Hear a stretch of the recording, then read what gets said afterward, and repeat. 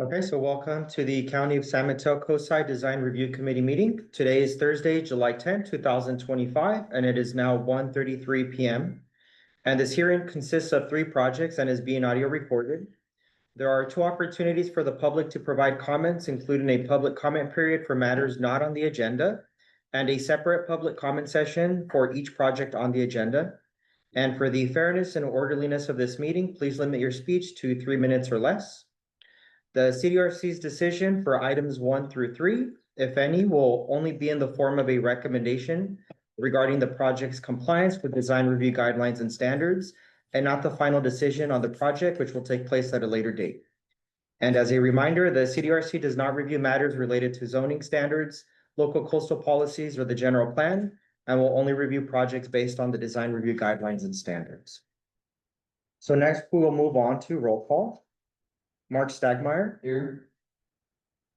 John Stedman, Here. Julian Martinez. Not present. April Bingham. Here. Moshi Porter, Here.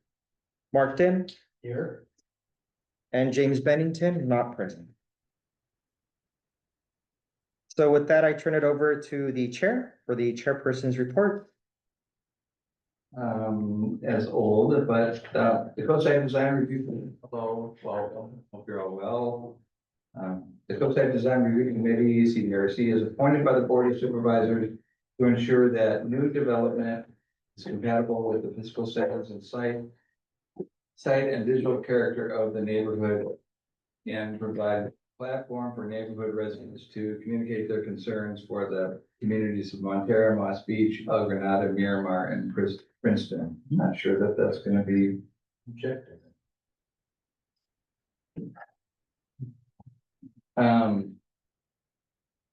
So I failed to remember when I brought up the question to you, Luis. I think that you were gonna, or you or April were gonna check in with Frank Mueller on the submission to the department,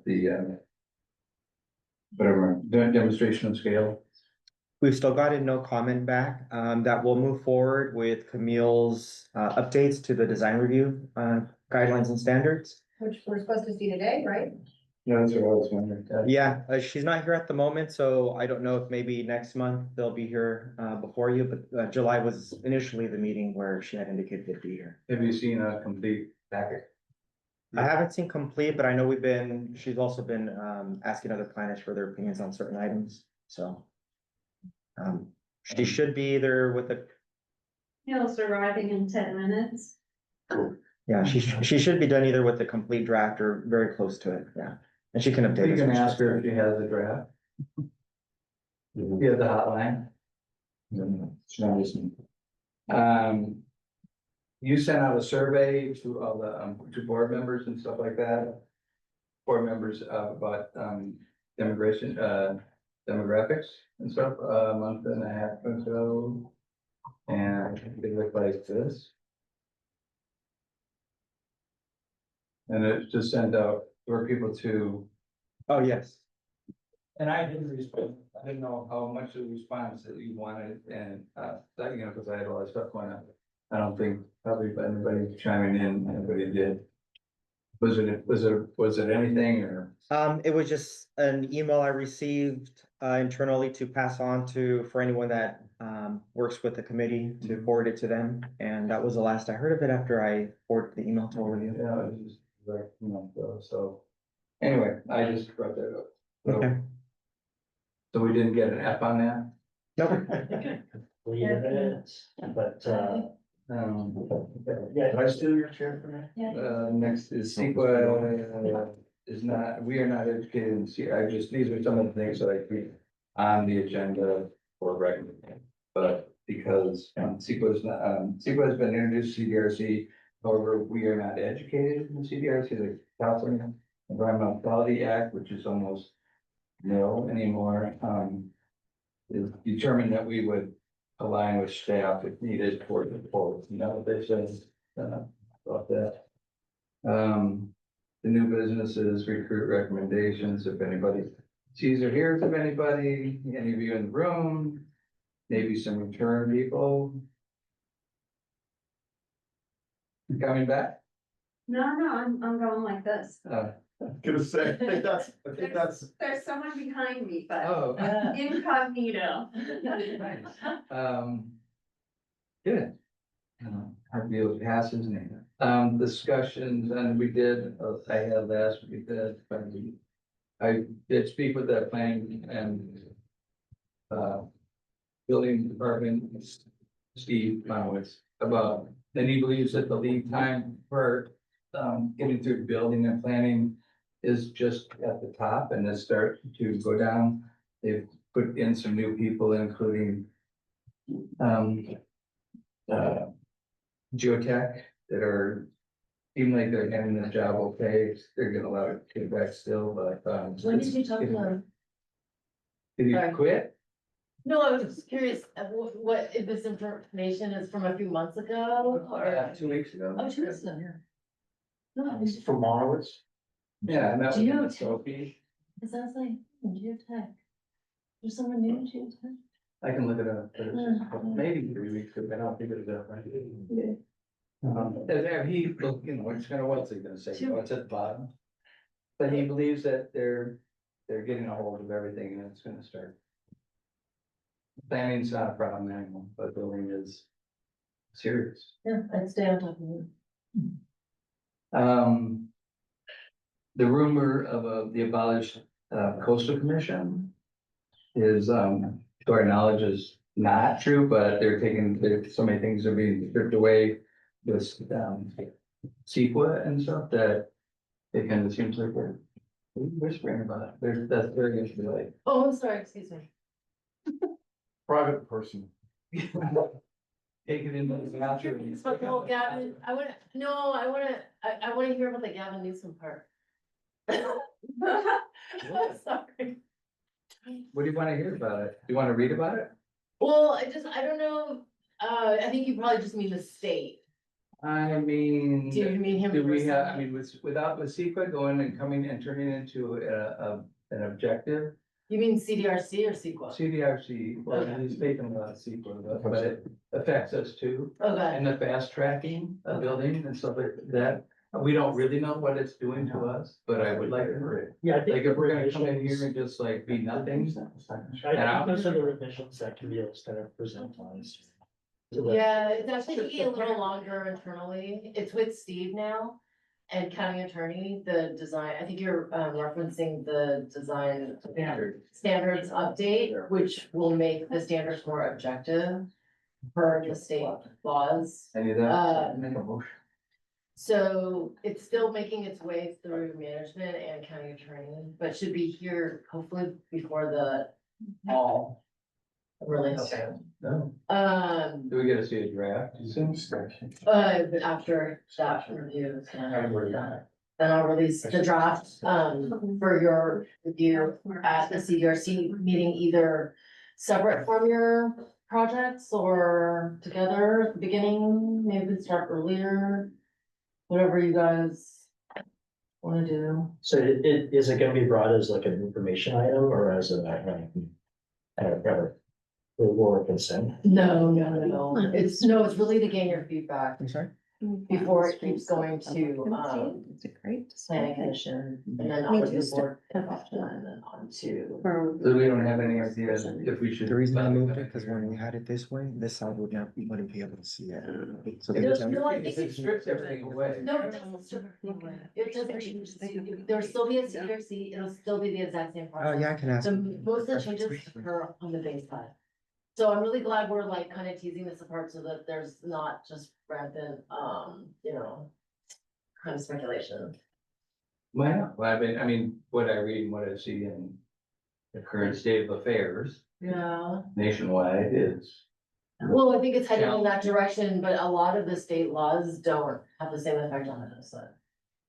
So there's language in every one of these kind of bills are kind of all similar, that it doesn't water down, the coastal act.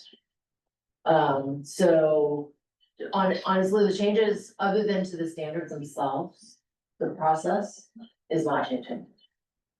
Yeah. But it's.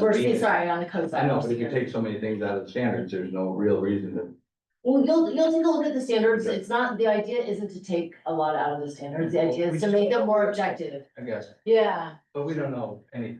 We just know you you're working don't, on and I hope that you'll, it. Trust know. you. Well, not just trust me, but just take my word for what it is, which is that it'll come to you, you will have input on it. You can review it, it'll be in a public meeting. Members of the public can also review and provide feedback. Hey, Camille, I mean, maybe if you could talk about the process a little bit, like, Yeah. is it something that we're actually gonna get a copy of, or we're just gonna be like, doing a presentation? No, copy. Okay, like prior to the meeting and Yes. then. And then Are we gonna have any say? Do we have like a, Sorry, Mike. like, is there a comment period for us, or is it gonna be like, here, look at it? No, we'll post it in advance, probably give you more time, well, like kind of similar to the time when the agenda is posted, not when the plans are posted, but when the agenda is posted. We'll give you that time in advance of the meeting itself. Okay. So hopefully you'll have enough time to review it, and then we'll take your feedback, and we don't even have to do it all in one session. We can say, well, we only got through half of it, let's, No, yeah, well, you can take it back. we've already worked through the whole stand, it's just whatever, eliminating that. Or something, we'll see. Yeah, we'll see. I don't really know what the process, Let's what you guys. rampant speculation, let's It just, seems yeah. like, How would you do that? they're like kind of what you've led into in the past. Have I? Yeah, kind of. You're reworking the whole standards, but that doesn't mean that you're like. There's a lot. One of the early suggestions is, this is a lot, Yeah. and trying to just pare it down, just for the ease of developers, for the ease of the CDRC. So I took a stab at it, and it was just like, too much, too long of a list for planners to check, because instead of, for the Bayside at least, the planners will have to be checking it instead of according to a design. So it's like, well, it's too long of a list, for everybody involved, so it's like, let's head us down to what is, that's just necessary. And you trust you, it's just something that's been working. So it could be better. I mean, it could be a better process, like where the county planners do more. Oh, yeah. Exactly. Oh, I get it. I totally. Less think that there should arbitrary. be So we can, More checkoffs before we get here. yeah, exactly. So we don't feel responsible for being bad guys, but.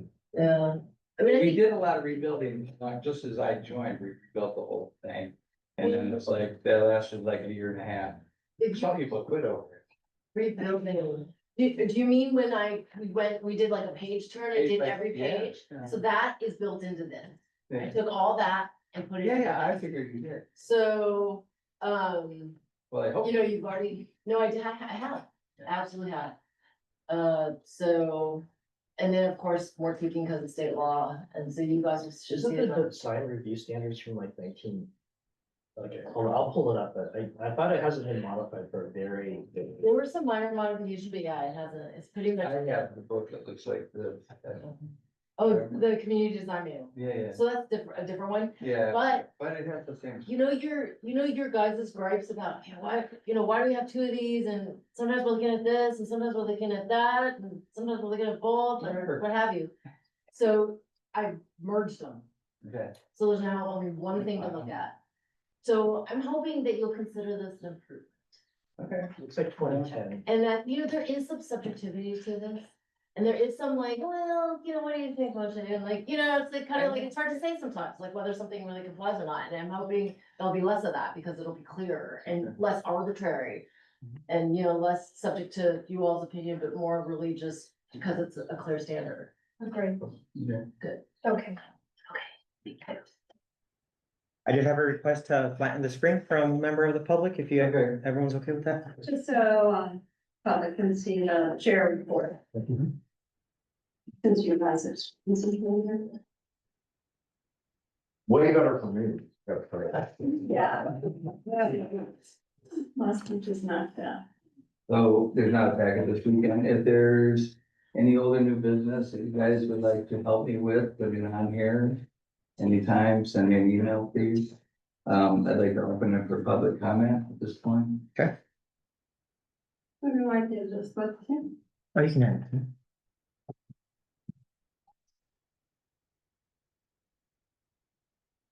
Okay, so we're now opening public comment for matters that are not on the agenda. So for those attending this meeting in person, the speaker forms are available on the back wall near the entrance. I have received one. And for those on Zoom, please use the raise hand feature to raise your hand to speak. And for those that are joining by phone, please press *9 to raise your hand, and pressing *6 will both mute and unmute your microphone. So first, we'll call up Beverly Garrity. Just a note, I wasn't sure, there are gonna be periodic reviews that the public and CDRC and MCC can send for standard revisions, question? Oh, I will be also including the MCC, and any members of the public are welcome. It's just I guess it would be a broader noticing than what the feeder posted on the website, so it wouldn't be limited to like a mailer necessarily. It'll just be on the website for when the standards do come back to the CRC for feedback.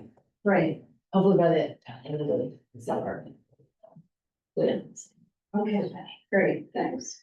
And, is it too late in the process to include, a member of the public approved by CDRC or MCC, like, I would nominate Katie Custer, She can come as a member of the public. but just during the CDRC review? Yeah. Okay. All right, I was thinking more about process. Do you want me to, I can notify the alumnus list. I was actually thinking as a part of that process, you said when it's finished, When the draft is finished, it'll come here for feedback. right, and I was thinking if a member of the public could be part of the process of drafting. No, we're just collecting feedback. Yeah, but I mean, if you all recall, you went page by page, so in a sense you were involved in drafting it. Okay. And the height measurement thing is in there. I made an attempt at increasing CDRC pay. I mean, I've really taken the feedback over years. So this is a consolidation. Yes. All right. All right, see, be kind. Okay, time has passed, we move on in our lives. Lisa Ketchum passed, Easter of this year. There was, a memoriam of sorts at Planning Commission. Camille organized the CDRC, and Mark, thank you, hosted the alcohol. No, We can't missed- say. We missed your presence. Thank you. And there was another one at Ray Mueller's, another memorial at Ray Mueller's office that, some of us, about 13 of us attended. And that's where this was brought, originally started by Camille and added to. And it can still be added to if any of you would like to have some thoughts. Kevin from Midcoast Community Council was at that memorial, and he brought this to the people who own primarily the Community Services District. They feel this may be a little too personal and are open to maybe posting a headshot. I don't know if Planning Commission has a headshot. You can have high-11 format, like the ones already posted. That's what they're willing to do here, so I'm bringing this, for Camille to take back to the office. I don't know if there's a place. Yeah, we'll find this. Yeah, but, please sign. You knew Lisa, if you wanted just to write a note as if in the shoes of, talking to Lisa. So I'll give this I wanna look at it, yes. to CDRC Sorry, and, look- yes, look at it. dribble away, yeah. Thank you. Thanks, Beverly. Thanks, Beverly. Thank you. You did. Talk to you. So I have no additional speaker request forms in person. Is there anyone else that would like to provide public comment online? Okay, seeing none, Chair, please indicate if you would like to close the public comment. If you throw the public comment, please. Okay. So next, let us move on to item number 1. So April, would you like to introduce the project? Yes. Okay, so item number one is, consideration of a design review permit for the construction of a new two-story, 3,434 square foot, single-family residence with an attached two-car garage on a legal 11,000 square foot parcel. Recorded minor subdivision, PLN 199900788, associated with the hearing of a coastal development permit and grading permit. The project involves a 430 cubic yards of grading consisting of 260 cubic yards of cut and 170 cubic yards of fill. No tree removal is proposed. The CDRC will not render a decision, but will make a recommendation regarding the project's compliance with design review standards. The planning commission will render a decision on the design review permit, CDP and grading permit at a later date. The project is not appealable to California Coastal Commission. Application being complete May 28th, 2025, and the project planner is Lewis. Thank you. And the applicant's representative, John, or is present, if you'd like to step forward and just go over some of the design elements of the project. Absolutely. Thank you for having me. I prepared the comments so I can keep it brief, so I don't need to ramble on for you, so I will read off them. I'm here to introduce a thoughtfully designed ARO home. It's elegant and highly efficient residence that reflects both the spirit of the contemporary architecture and the values of the coastal community. Architecturally, this home exemplifies clean lines, open floor plan, and intentional connection with the surrounding landscape. And its design respects the natural beauty of the coastside, incorporating expansive windows that bring the ocean hillside views, but also maximizing natural light and passive solar. The placement of the home allows for generous yard, increased privacy, and a harmonious aesthetic feel of the neighborhood. The materials palette draws from the environment, sustainably sourced wood, muted tones, durable coastal resilient finishes, and they're all chosen to blend seamlessly with the setting. Technically, the home exceeds code standards. It is engineered for energy efficiency, and in fact, it's carbon negative with high performance insulation, all electric systems, solar and battery backup infrastructure. Stormwater management has been thoughtfully addressed, and all systems are designed to meet or surpass county stringent environmental requirements. Home was also designed with wildlife resilience and seismic stability in mind, aligning with the latest safety and sustainability goals for the region. So the home represents a balance of aesthetics, innovation, environmental responsibility, and an enduring addition to the neighborhood, respectful response to its natural context. Thank you for considering the project. I'm happy to take any questions. Any clarifying questions from any of the committee members? Yeah, so what's your relationship with the project? I'm the owner, one of the partners that owns the property. It's vacant land right now, so this is a home being built. So I'm the owner of it. Gotcha. And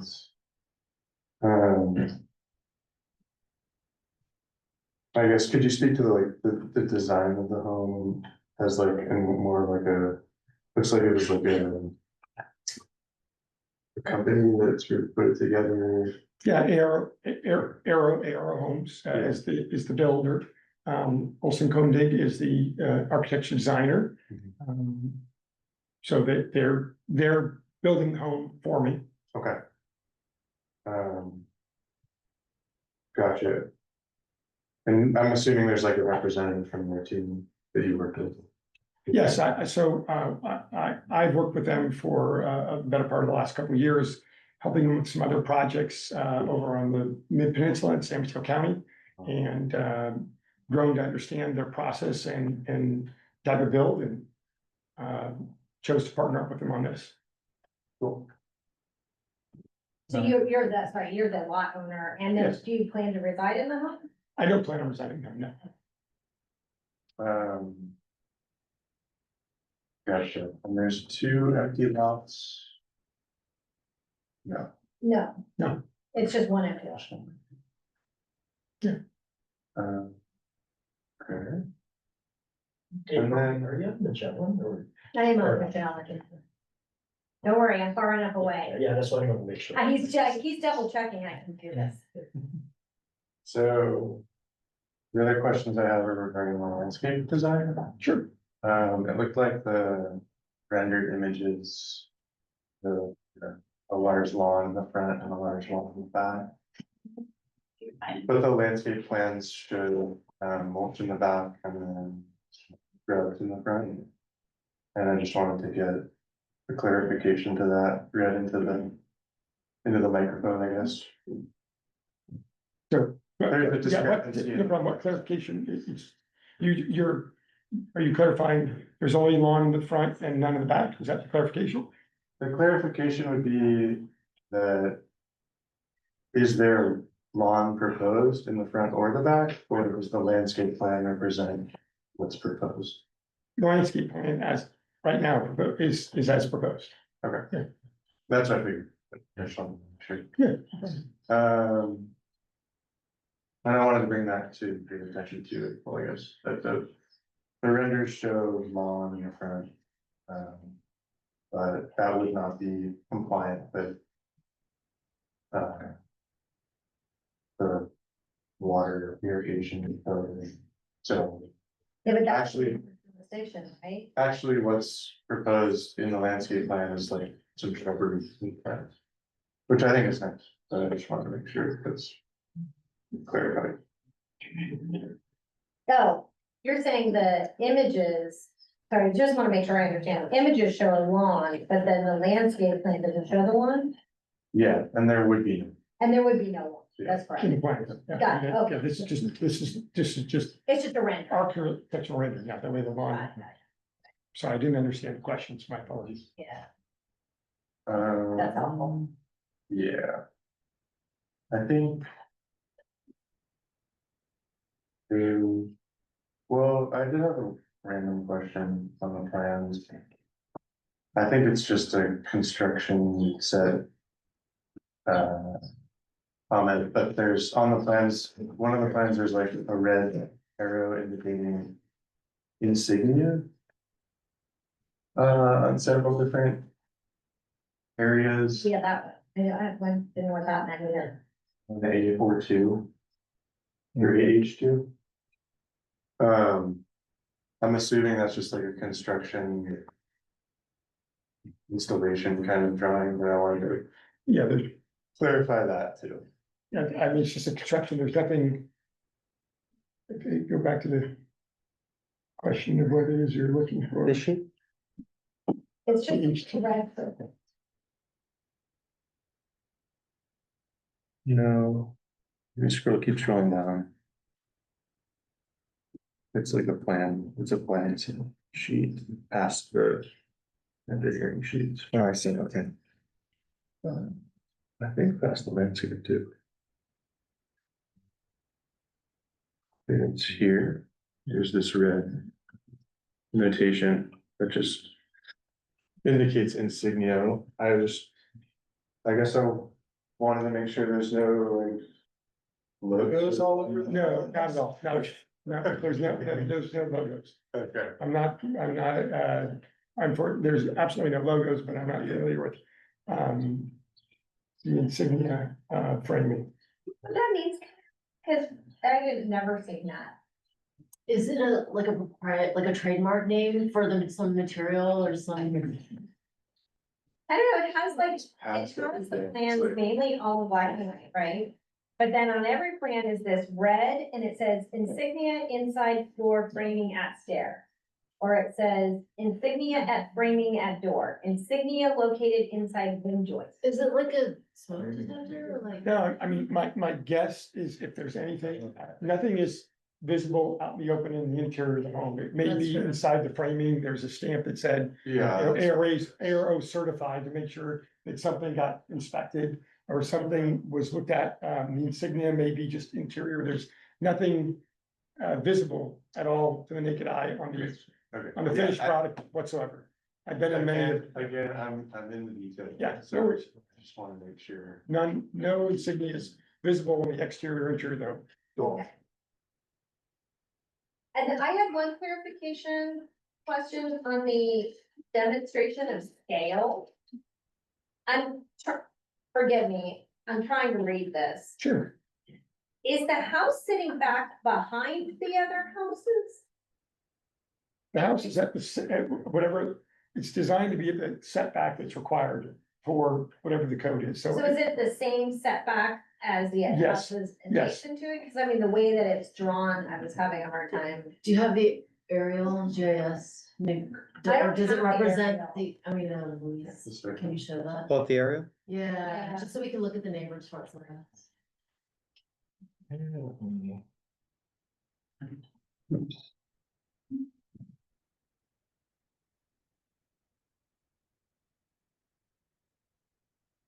I mean, I'm close by, we drove over there. So my only concern would be that it would be like set back, because when I was looking at it, it looked to me like it was set back farther. I mean, ideally, we'll maximize the yard space, so it's not gonna be set back. There's no intention to set it back any further than the required Yeah. code setback. Okay. Yeah. Seeing those houses, see how they look like, they're fairly close to the streets. We can measure the one on the north side, we're gonna measure the front yard of the one on the north side, the neighbor. The front setbacks don't meet their garage. Yes. This one? Maybe the north one. Oh, yeah. That's my house, that's why. Which one's yours? This one, 467? The one with the tennis It's court? about 20 feet. No. No. The other one, Five. oh, okay, It's about 20 feet. it is 20 feet, okay. It's about, what is it, 320? 21.16, but that's a rough There's a- line, it's very yeah. rough. Okay, thank you, that was helpful.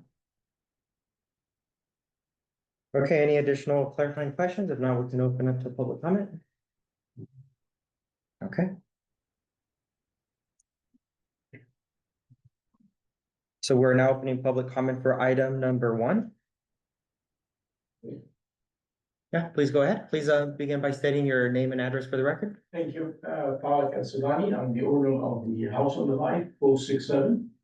So, of course, one of the things which is important to me is, how this would affect, my view. Because it will affect the value, of course, of my property, that's the thing I'm on the run, so that's the first thing. So I was wondering if, I couldn't see the, like I can see here, the, if this is 129 or something, I was wondering, what does this mean with respect to my, is this like to scale, first of all? You know, The architecture reflects some scale, and those measurements represent the actual measurements. yeah, of the like here, home. for example, the top is 133. Do by any chance, when you did the survey, you have the top of my house over there? The surveyor wouldn't have the ability to give you an exact on they don't go and survey your property, so I can't guarantee that number. Mhm. Because my numbers was different, so I looked at my older property when because this house is. They're always a little different. Yeah, so the relative was not the same, yes, Yeah. it's different, yeah. Because here it says that the level is 107. Mine, when they did it, it was 102, which is impossible, because I'm a little bit higher, street is higher. It's always more about a relative dimension. Relative, Yeah. Mhm. That's one of the main things. So first of all, how long does it take, you think, to build the house? Because of the design, the way the home is built, it will be in less than a 3-month build process. So you're not gonna build it on site? So a lot of the construction is done offsite, 3 months. offsite construction involved, so very minimal impact. That's to your amazing. street. So sorry, excuse me, so you're gonna build the house off-site? Only like you're gonna build? Main components though will be offsite and brought to the site. So you won't have a traditional building crew sitting on site every day of the week. It comes in a contained period of time to minimize the disruption to you, the street, any of the other things. Yes. Okay. And you say here, is the garage, because I'm not, of course, a design, when the garage is facing like this, is the setback 20 feet or 25? So for this property, the setback is 20. Yeah, but is the standard one? 20. Mhm, yeah. So 20, and this will be like the driveway, from the property line, of course, because there's still like this straight, which is, I think, an easement to everything, for everything. Okay, yeah, so this one is relative, but looks from the pictures that it shouldn't affect much, yeah. It's underbuilt for the lot, so it's much smaller than what the lot would allow. Yes, so that's my other question, so it says here 3,400. That includes garage and other, not the home itself is something like 2,700 square feet. So it's underbuilt for. Yeah, so it's a garage and the decks or something? Right, there's a calculation, I believe. Yeah. Any, the decking in the back and the front porch, as well as the garage and the house, that's all of that. Oh, makes up so the- probably this means it's gonna be, yes, as you said, 27, 28. Yeah, it's about 2,700. Yeah, excuse my English. Yeah, no, it's about 2,700. You might have the. Yeah, so this is included in the 34, this one and these decks. Yes, so there's somewhere on there should be the exact square footage, of it, but I don't see it. It's on page, It's on- page 005, Yeah. Excuse me? page 3. They're looking for the exact square Oh, footage. okay.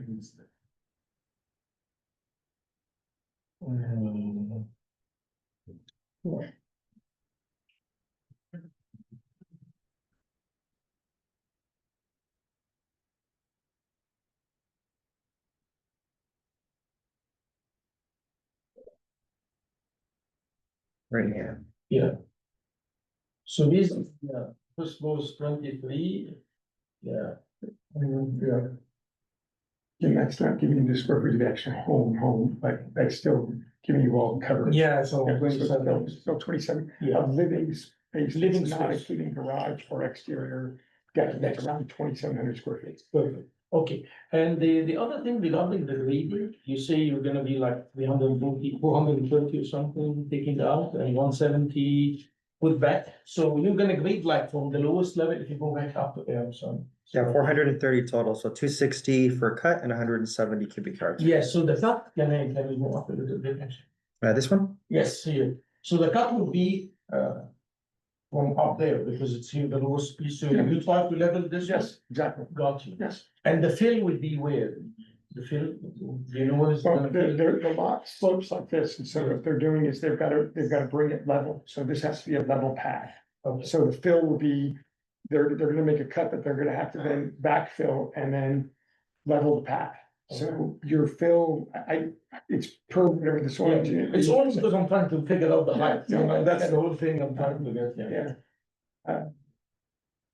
Unfortunately, I can't give you really Yes, super great detail on exactly where it'll be. I'm not the engineer, but the average you say here, you're saying at 107. Yes, This is the- yes. correct, And the top is 133, I can see from here. yes, correct. The 133. So, but you didn't, by any chance, you didn't get like the note from the, No. all what I can see is like from here. From some of the people when I went to the city, I went to the county, I mean, this was at like 115 or something, like the edge of my house was relatively, again. Because my numbers was completely different, yeah, so it was at 115 or something. Okay. And you think it's gonna be from the back, so basically you're gonna put all the efforts mostly in putting the foundation and things like that, this is gonna be slab or? Slab, yes. Slab, yeah, I can tell you, so you're gonna put all the pipes and things under the slab and then go up? Right. Yeah, okay. So you think, like how long it's gonna take for the foundation, maybe a month or so? Generally, it's less than a month, yeah, I mean, the grading, foundation, the concrete itself is gonna be a matter of a week. Yeah, But yeah, 30 days, yeah. and then after that you bring all the pieces, because that's what I read on the website, that Yes. you do Yes, guys. that's correct. Yeah. That's correct. And so when the home is, the components are completed, then they'll be brought on site, and that happens in basically in a 2-day period, most of the home is completed, and then there's interior work that goes, and then the exterior landscaping, a very, very short period of time of construction actually at the property. We hope it will minimize it. It'll be much less disruptive than any other traditional build you've seen. Yeah, okay, good. So we hope, if you get by any chance, knock on my door. Absolutely, I'd love to. And tell me if you get like, if the guy, because I'm sure there is some places that, because I've seen it some places that there's, like relative, at least for the surveyor, probably he will see when he did the survey. So before I leave, let me just get your phone number as well, and we can connect. That'd be great. Wonderful, maybe. Okay. Okay. Okay, thank you.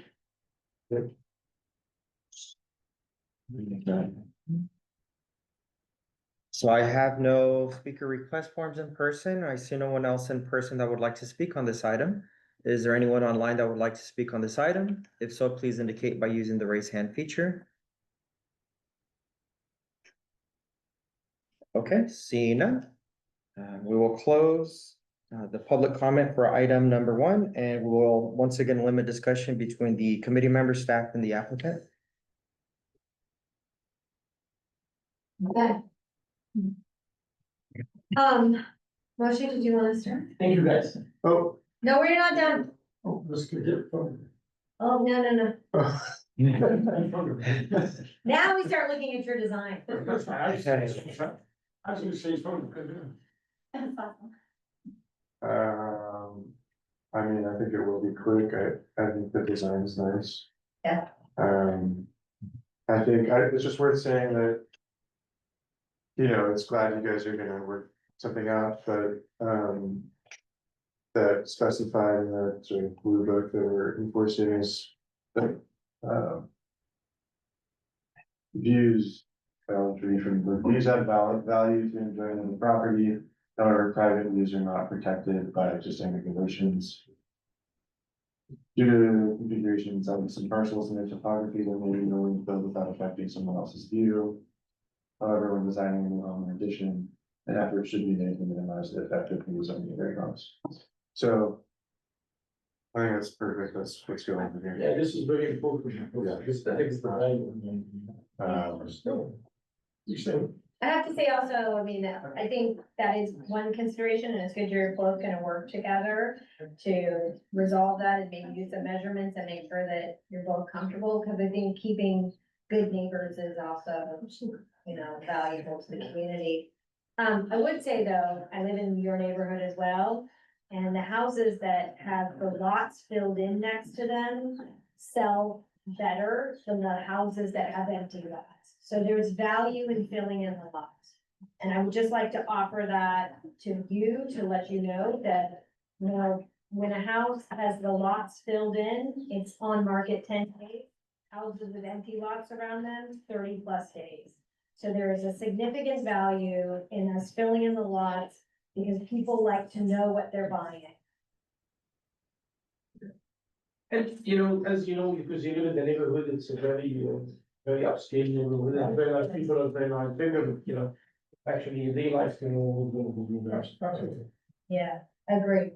So I do appreciate that, and I do want to comment on the design. I've read all of the design standards, it completely complies as far as I can see. I think it'll be very simple, and I would like to, and if Moshi, if you didn't have anything architecturally, I couldn't find anything in my room that would be No, against the design. It's nice. It's cool. Yeah.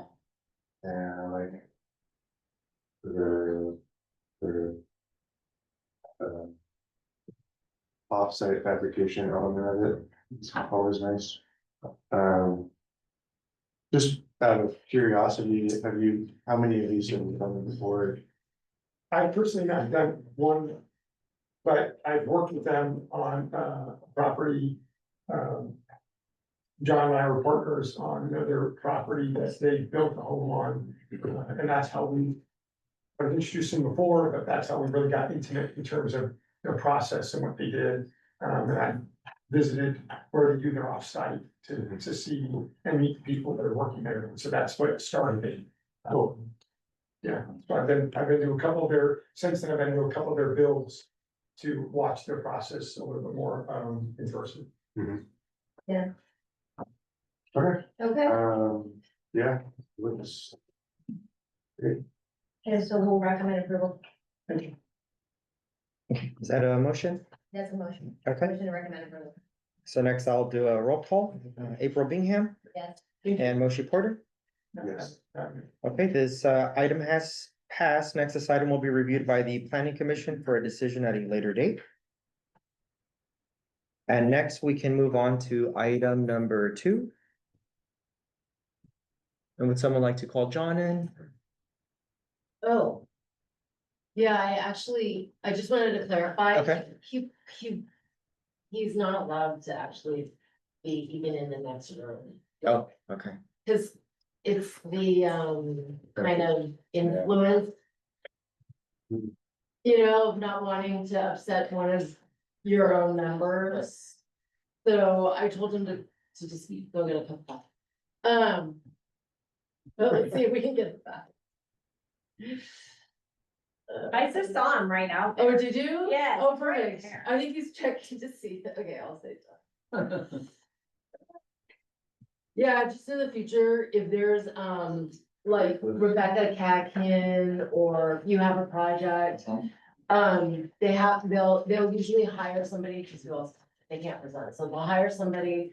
But they can't be in the room, even in that room, or, cause if, there's maybe some pressure or feeling of pressure that you have to approve it or something. Got it. Can't be hanging out the window. Yeah.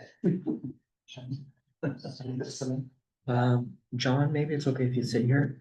Like, or you, yeah, or if you can find another chair to squeeze in somewhere. Yeah. Okay.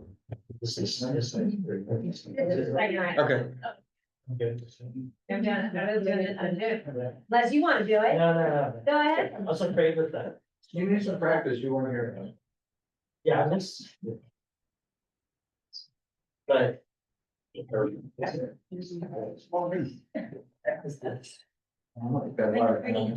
Okay, so we can go ahead and get started with item number 2 in April, if you'd like to introduce the project.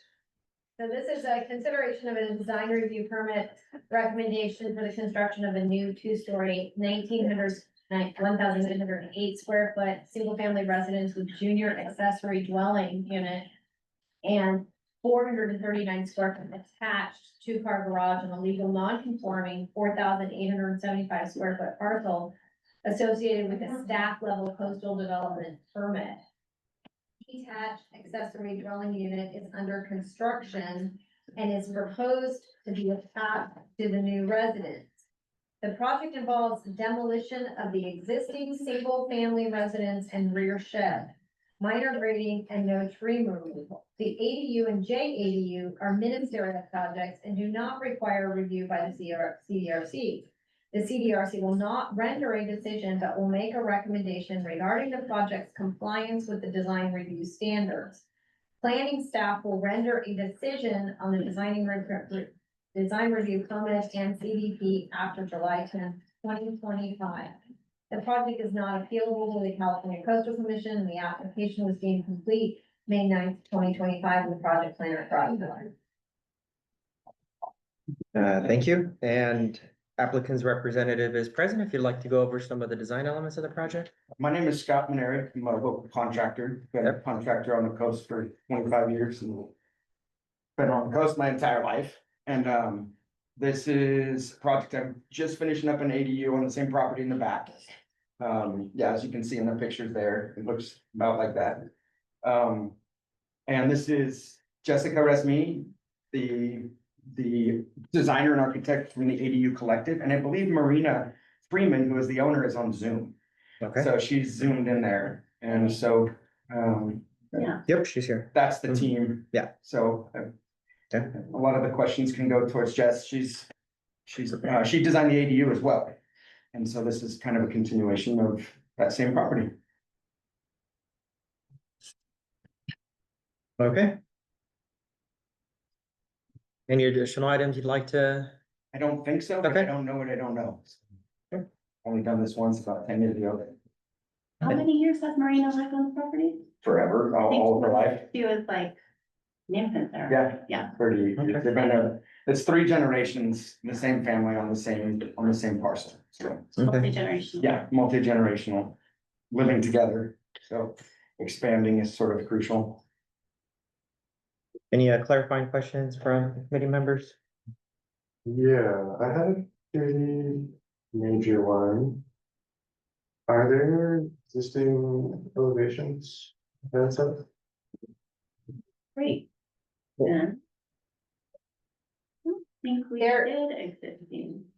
There is this separate page which says exterior elevation north, exterior elevation south. Is that what you're asking about, Marcia? Those are proposed. Those are proposed. Oh, for existing. Oh, for It's existing. a little cracker box house that, very tiny on the lot. It's definitely in need of.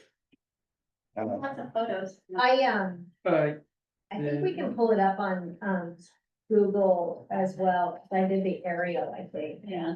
Before. Have we put the address in, Moshi? Yeah, that's fine, I mean, I don't know if we can. Approve a project with I would call that an incomplete application.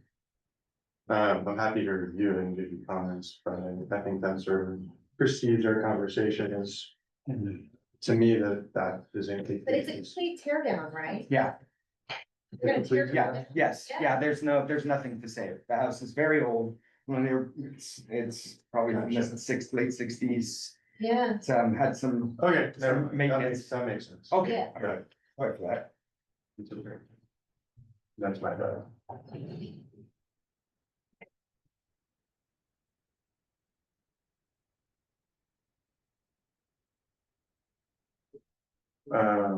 Yeah. How old is the existing house? I want to say 68. Built in 68 or 68 years old? It built in 68, somewhere around there. It might, I'm not entirely sure, to be honest. It's I can try A 70s house. I think it's before, I think it's before that. It's like one of the original, not original, but like from the 50s or 60s. Be careful what you say. Yeah, I know, I'm nervous, sorry, I don't sit in front of people very often. No, it's Just trying to make you nervous. I looked at the aerial, it does look like it needs turned down. It shows roughly 1943. Okay. Yeah. We did talk about salvaging it. It is. I'm assuming you're salvaging. some I agree. foundation. Go look at it. Nope. It needs torn down. I say, but that's not. It has a lot of great memories. Let's say that, we're keeping the memories. Yeah. It's deferred maintenance over a long time, you know, it's to save it would be to do this, basically to take it down. And to help the entire neighborhood. Yeah, well, I it would, appreciate that, Yeah. right? it genuinely would. It would It bring up- genuinely will. Yeah, it would genuinely bring up the neighborhood. There's certain things that no longer exist on that property, so it's time for change. And Marina has spearheaded the project. It's her mother and her grandmother involved in the property. And so she spearheaded the ADU, which is beautiful. I mean, it's just about finished. And I think the house would genuinely bring that whole block into peace. So one of the sort of comments that I think I will make when we get to the your commentary. You wanna go there now then? You wanna wait until? No, I want to give you guys a chance to talk to the design. Is if we go to page A1.03. It's just the next page. So that bottom elevation, sort of could live in the don't do this section of our, design review guidelines. Just in terms of its, massing size. There's specific sort of. Actually pretty, objective standard. It says. Second. To require at least one step or offset extending to grade on the long dimension of the house. And. I mean, even if we've got. Some kind of, Belly band or something. I mean, I think it's gonna need a little more than that. We're talking, it's a pretty long face.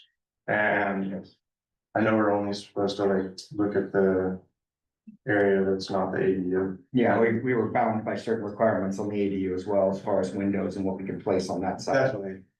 And we can't really comment on the design of the ADU, so even sort of putting my hand there and squinting, that face of the house is still sort of in our Design standards. design standards or something that we try to prevent. So I guess. I mean, I think there needs to be some kind of. Could you carry that shed roof that's returning back to that window all the way across there? And I think maybe if we. Yeah, okay. Come up with ideas, Scott, Yeah. sign off on it, Okay, yeah, but that's definitely a doable. I don't know. put some brackets or something. Yeah, we could do some corbels, some nice corbels on the side as well. I mean, You can also use, different materials or color. Yeah. okay. You can use a lot of different ways to break up the mass. I think carrying that little shed roof across and then maybe even popping out. The lower level a little bit would help a lot. Do we have room to do that? If you hold it up to floor level, you can leave a couple feet, something, right? I don't know what our set, I don't know what our set, where we are on the property line. But you can't leave range of their setback. It's- That's an architectural feature. Yeah. Oh, I mean, Like a bay window. can I comment? oh, okay. Scott, my own house, I did the same thing. I had a wall in that a few years ago, but I just ran the roof through and broke it up, and it looks good. Everybody approved of it. Okay, I and think it's it's, doable. It's I think it's your easiest way to comply would be to run the roof through and put some brackets and just, Yeah, cool. because it'll look good that way and it'll meet the standard. Yeah. And Put when some you start portables on cantilevering or carrying, you start changing structural components. It gets Yeah. More expensive, as Mark would say. It gets a lot. I think that would be your easiest.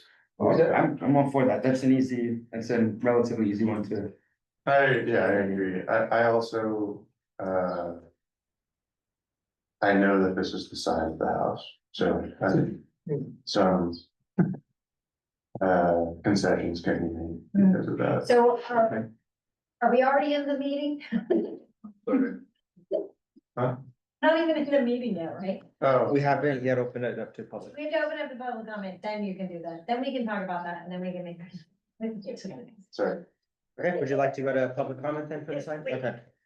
So we're now opening public comment for item number 2. I have no speaker request slips for anyone in person. If there's anybody online that would like to speak to this item, please use the raise hand feature to indicate your desire to speak. I'll just give it a couple seconds.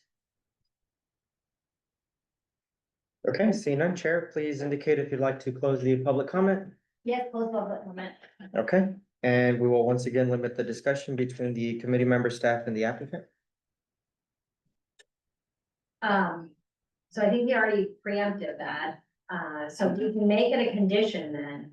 That you would extend that small roof line all the way across the back of this facade. In Sure. order to meet the element of design standard called facade articulation. Are you okay with that? Yeah.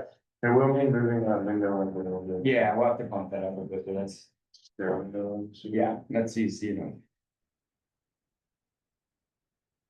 I think moving that window up would look better too, with all the other windows. Do you have any comment? It's a stairwell too, so it's in.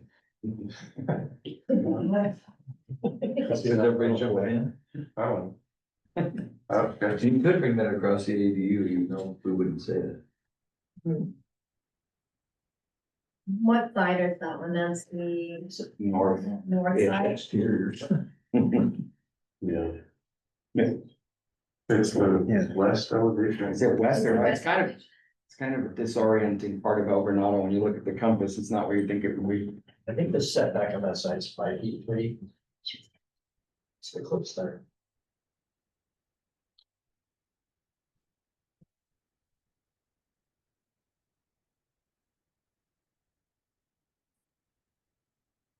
Oh, I have one little minor comment too.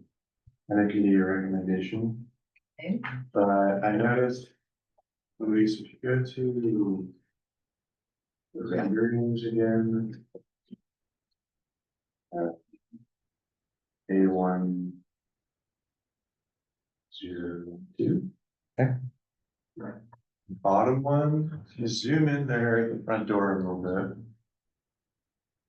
There's like a wood post and beam. I personally feel like that would look maybe a little better if that bracketry that's at that house went all the way to the ground, so you get another little post at the wall. But I'm totally, that's just a design comment that you don't have to comply with. I just think that. Well, and I think also to kind of add to that, I think it mirrors the roof on the other side.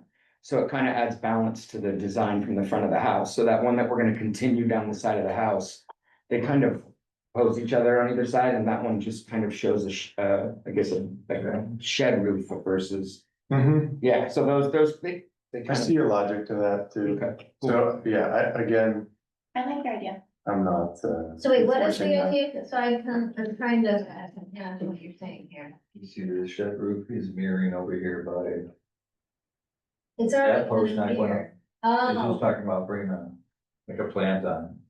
bring that down to the ground, right? It's like an $800 post. Yeah. That one's got, Oh, really? I'm just kidding. That's a good idea. under the shed roof on the east elevation, Yeah. right? You're not talking about putting one under the shed, Now, where are you talking about putting it? right at the. I could point. Entry door. I just thought it might look nice. Oh, there's that. Oh, just so it's framed? Yeah. But. Just something I was, I like the logic of mirroring the other side too, that's fine, if you wanna keep it where it is. Well, and up at the top too, on the deck, that one at the deck kind of has a similar, well, it has the same detail. Yeah. On the upper deck, it has kind of that stopping point too underneath, and that could be a pretty cool little redwood decorative corbel on there too. You know, something with a simple detail to it, so that it's not just a dead end, right, a little rectangle. You said it's gonna be a recommendation, right? Okay. You don't have to do it. You don't have to. I'm not even gonna write it. It's fine. Yeah, that's fine. But it's just that Scott's able to take silly drawings and make the something actually really lovely. Yeah, did you guys have, sorry, I guess I do have a comment, but on A302 on page 10, is this on the short side or closest to the neighbor, the daylight, I mean, these two buildings are gonna be like 10 feet apart and the daylight planes. You scroll up the buildings.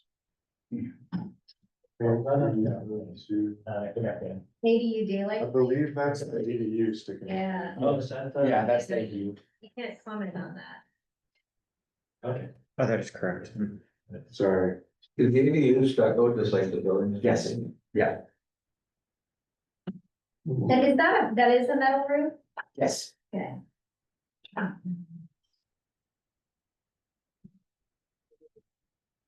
And that kind of belly band that you have in the front, is that wood? I think it could be, I guess. Yeah, I mean, it can be wood or it could be stucco, it sort of depends on what we do with that railing, but Well, you kind of, when you said the redwood, I thought, it would be nice to add elements of wood Yeah. into this design. I would love to do decorative redwood on the outside of that, if we can find some that will withstand the coast, but yeah. What about cedar? Cedar too, even, a detail that somewhat matches the garage, it's just the only problem with that is that it looks good when you build a house, in 6 months, it's gonna be gray. Doesn't matter what you do. with it. They told me that, it still looks beautiful. Yeah, I did one on Avenue Portola here in Cedar, and 100%. I can see it from here, it's actually, it still looks pretty good. I guess Yeah. either way, some sort of accent. Yeah. Yeah. Totally. I think just balancing it, I mean, again, not a must. Well, I mean, Yeah, Could you do hardy plank, like a wood desk? it could look like wood. Yeah. It could even be fake wood. I just think it would look nice with the stucco and the metal to balance it with some warmth. Yeah. Yeah.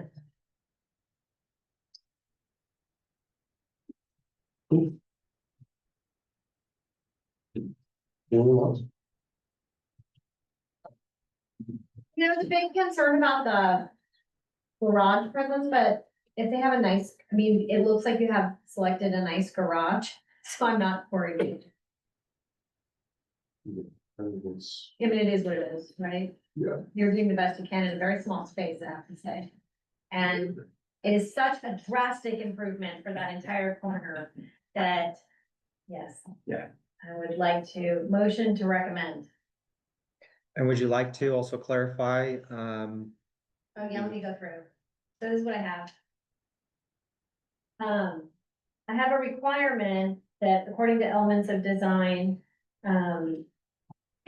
this one is the facade articulation in particular, that you extend the roof across the west elevation and raise the window to comply with the standard. And then I have a recommendation that you would use some, accent, either wood or warm color to complement the colors. Existing home. did you want to include your recommendation as well? Okay, Okay. so we have a motion. So next we'll move to a roll call. April Bingham Yes. and Moshi Porter. Yes. Okay, this motion has passed. The next item will be reviewed by the planning staff for a decision at a later date. And that requirement and recommendation will come in, it will be written down and provided in a decision letter. And with that, the next item is scheduled for 2:45, so we'll have a break until 2:40. Thanks, guys, appreciate it. Everyone, I'm gonna take with these, got somewhere to be, but good to see you all.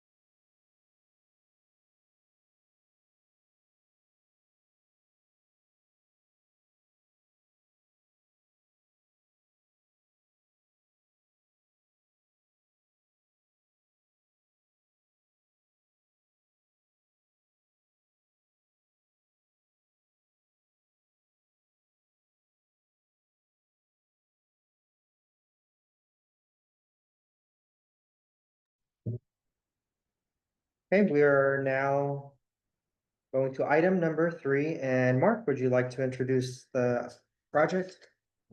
Yeah, sure. Okay. Great. So this is a, project. The owners are Janet Chow and Paul Hoffman, who I see there on the Zoom. The applicant is Jody Tisdale of Tisdale Designs. This is, file number PLN 2020-00205. It's at 120 Ellendale Street in Lost Beach, APN 037-117-140. This is consideration of a design review permit recommendation for a major modification to a 532 square foot, 2-story addition to an existing 1,564 square foot, 2-story single family residence on a 5,000 square foot legal parcel, recommended for approval by the CDRC on August 12th, 2021. The proposed 520 square foot attached ADU with an attached 1-car garage was approved ministerially. The proposed modification to the residence includes an additional 263 square foot to the first floor and an additional 524 square foot to the second floor, a new 31 square foot second floor balcony, and relocation of the front entry. No tree removal and only minimal grading is proposed. Proposed ADU modification is ministerial and not subject to CDRC review. The CDRC will not render a decision, but will make a recommendation regarding the project compliance with design review standards. Planning staff will render a decision on the DR permit major modification at a later date. The project is not appealable to the California Coastal Commission, and the application was deemed complete on May 27th, 2025, and the project planner is Olivia Booth. Thank you. And I do see the owners and the applicant online, and I see Paul has his hand raised. Yes, hi, Paul Hoffman here. Janet Chow and I are the owners, and Jody Tisdale of Tisdale Design is going to speak about the project on our behalf. Okay, thank you. Hi, Jody Tisdale with Tisdale Design. Everybody can hear me okay? Yes. Wonderful. Thank you so much for hearing us today. We're happy to be here. As longstanding residents of this community for over 28 years, Paul and Janet's primary goal in designing this home was to facilitate graceful aging in place for themselves and additional family member within their cherished community. Safety, health, and wellness were paramount in the creation of their new home. Given the beautiful natural environment the home resides in, the design prioritized a minimalist approach consistent with the existing home's vertical siding and subtle architectural embellishments, allowing the surroundings to remain the focal point of the home. Now, previously, as you've seen in 2020 with the plans right now, we did have an approval and there was a change of style, design style to the home. After the approval, Janet and Paul spent considerable amount of time on whether to go forward and if this was going to meet their needs, and they decided to not. Why we are here today for a major modification of the build at 120.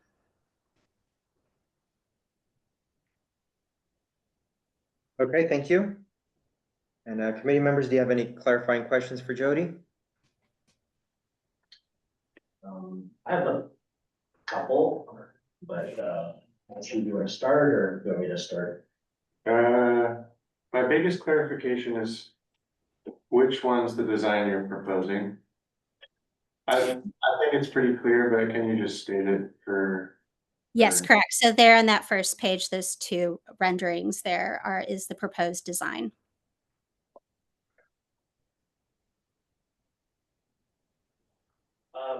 Jody, you started down the kind of the path about why the design changes. Can you just maybe tell us a little bit more about design approach or design intent with the changes? Because it's quite a significant change overall. I agree. It's a significant change from the previous approval. However, going back to looking at their existing home, we're not changing as much.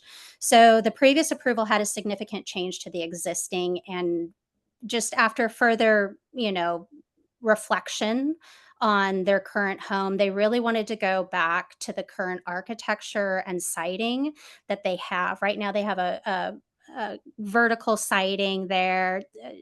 beautiful pitch on the roof, which we're keeping. The windows we're all replacing as like, so we're not making any of those changes there to the existing. And we wanted to carry that look all the way through. Oh, so I'm confused again. Hold on. So they're not building that, or they are building that? That's the one they're proposing. Yeah.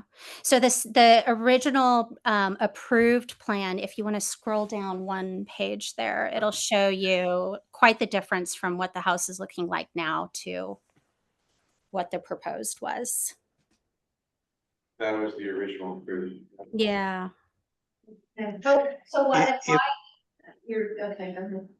Could I make a clarifying point, Jody? This is Paul. So between the time that was approved in early 2021, so this aging in place concept that Jody was talking about is preeminent here. My father died, and my brother, who was going to stay in my father's home, found himself unable to remain in that home any longer. And we decided that the best bet was for him to live with us. And so we proceeded down a path of changing the design we were just looking at, trying to accommodate that. And what happened is a number of things happened without going into the long drawn out story. The designer we were working with and we wore ourselves out trying to get something that was going to work. And it was pretty clear to Janet and I that we were going to have to start from scratch. We took a little bit of time moving forward to make sure we love this neighborhood. We just absolutely love this neighborhood.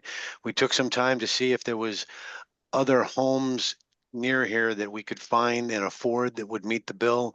And we realized that there's just nothing is here. We want to stay here. And so we started working with Jody about a year ago, basically starting from scratch. And here we are. Okay, thank you. That's helpful. Okay, just kind of going through some stuff here. Let me see, Lucas, can you flip over to page 25? Just want to kind of understand the design intent with like having it looks like a pretty gorgeous view just from the upper story. You have your living room, and then you have a window that's kind of split in half by a roof line. What's the thinking with that?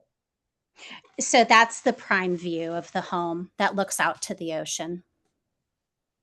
So we wanted to maximize as much of that view as possible. And currently, actually, we're utilizing the existing framing too on that lower window. Oh, I see. It's to preserve the frame. Okay. Yeah.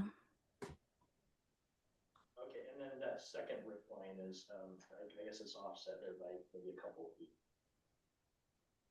Or For framing purposes. And if you'll see in the front elevation too from live view, it's set back there.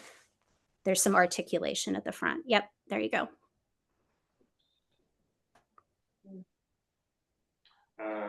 Another clarifying question. The renderings look like a different color than the existing house. Is the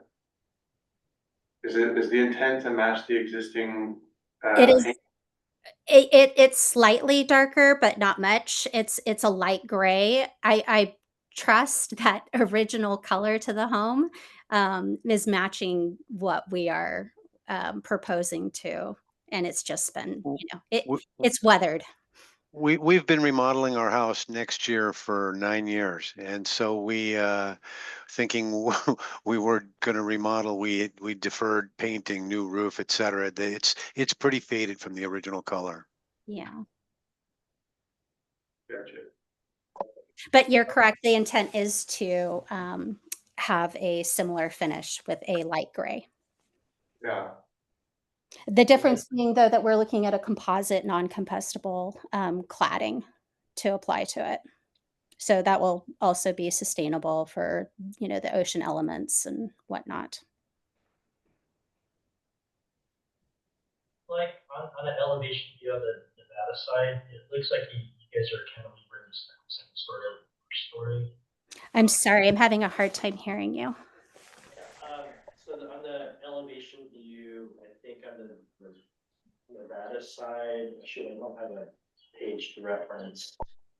I thought there's, yeah, Okay. The front elevation, yeah, okay. It sort of cantilevers over. Yeah, I don't know, it just, usually what we like to see is kind of a step back from the first floor to the second floor, just to reduce kind of equal bulk or mass of the upper levels.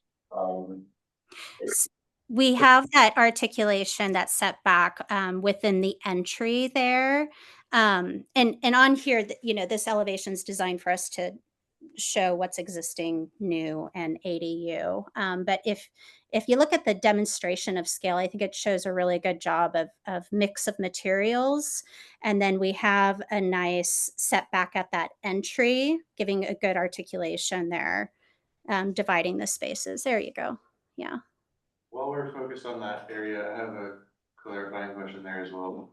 The elevations on the demonstration of scale for the entry portion with the front door, the front pivot door, and the area above, it shows stone all the way up, all the way down. Mm-hmm. In the renderings, the stone stops before the door. And in the elevation drawings for the plan set, it shows wood going all the way up and down.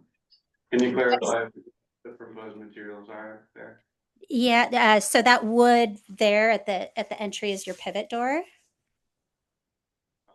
The wood to the left is your double garage door. Just the area on the plan, Luis, can you zoom into the front elevation on the demonstration of scale? Oh, yeah. The demonstration, there we go. So you can see it's drawn as, I believe that's the Yeah, stone all the way on the sides of the door as well. And that varies from the rendered image. you're correct. That also varies from the elevation drawings in the plan set, and I'm just trying to figure out which is. The one. So that our render is accurate. This was unfortunately an oversight.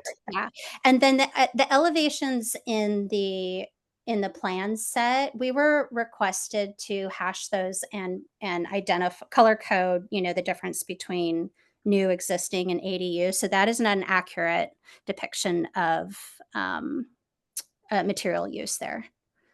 Okay. Yeah. The stone is called out at the chimney. I'm sorry. I'm just verifying that the stone is called out at the chimney location. Yes, it is. Yeah.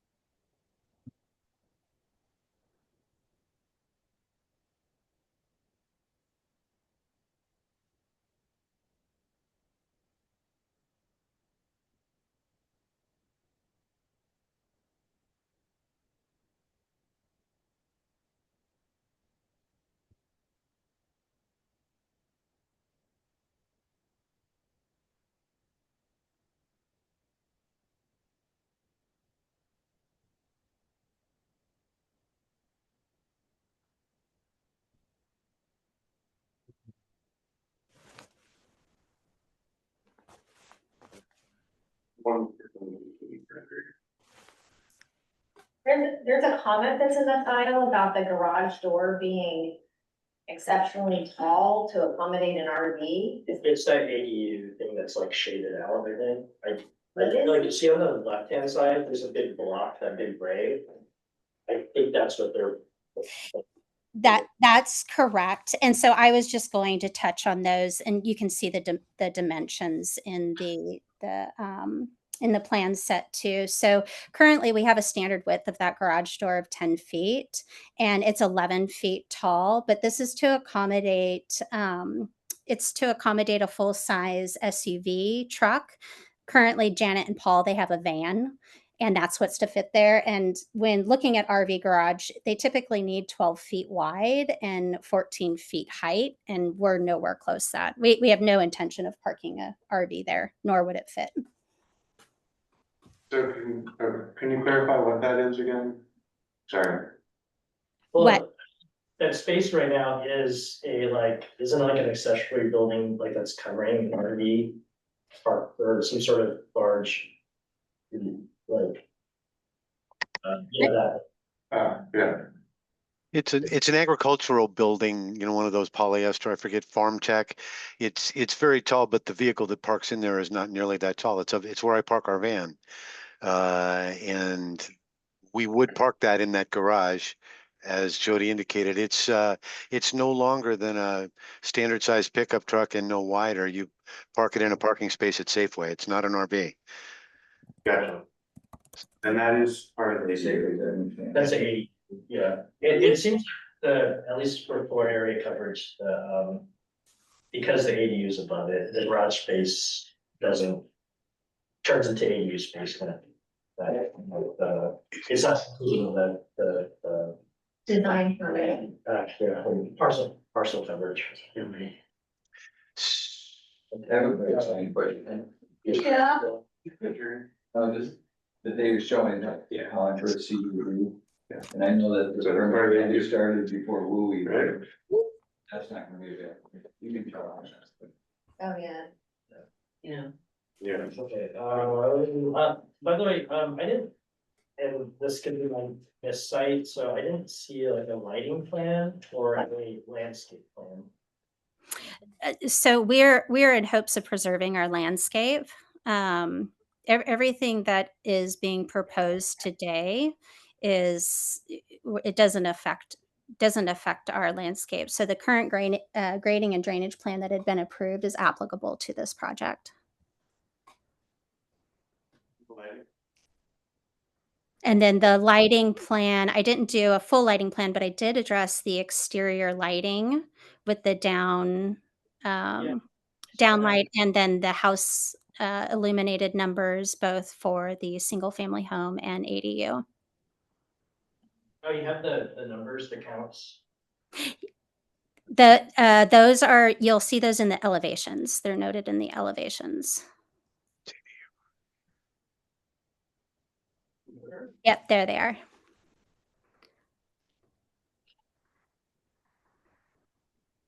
Can you point them out when we see? So see on the far left, the yellow ADU, just under the 5'5", right above the corner of the garage. That is the light, or I'm sorry, the illuminated house numbers identified there. And then to the right, that's correct. And then to the right corner of the garage, the two-car garage, existing two-car garage, the house numbers are located there. For the other sides of the house, is it also the elevations? For downlights, correct. We did not put house numbers though on the side of the house. We kept house numbers on Ellendale, which is the assigned address. Yeah, and I noticed that you guys also stated in the description that the front entrance is changing, but it seems like it's I guess the entrance to where you have your spurt, that's where the entrance to the house is gonna be. So technically it's still the same entrance, but currently their existing home is an open breezeway. So you're walking through this open breezeway to get to the front door. Yeah. So, and then it's on the side of that house. So we're closing all of that breezeway in and giving it interior square footage and a proper front entry visible on Ellendale.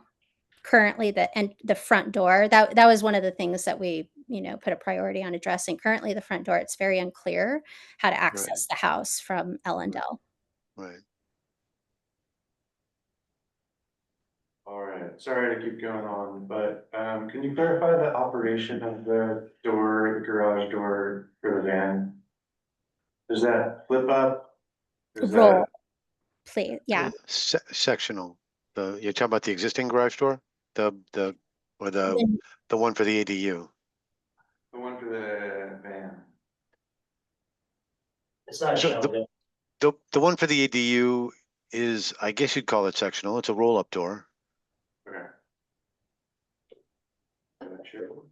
And then my next question. So it looks like there's an existing brick fireplace, and I just want to clarify that you're proposing to clad that with a lighter stone. correct. Yes. Okay, any more? No, that's all I have for questions, which is a lot. Thanks you guys for. Okay, with that, we can move on then to public comment. So we're now opening up public comment for item number 3.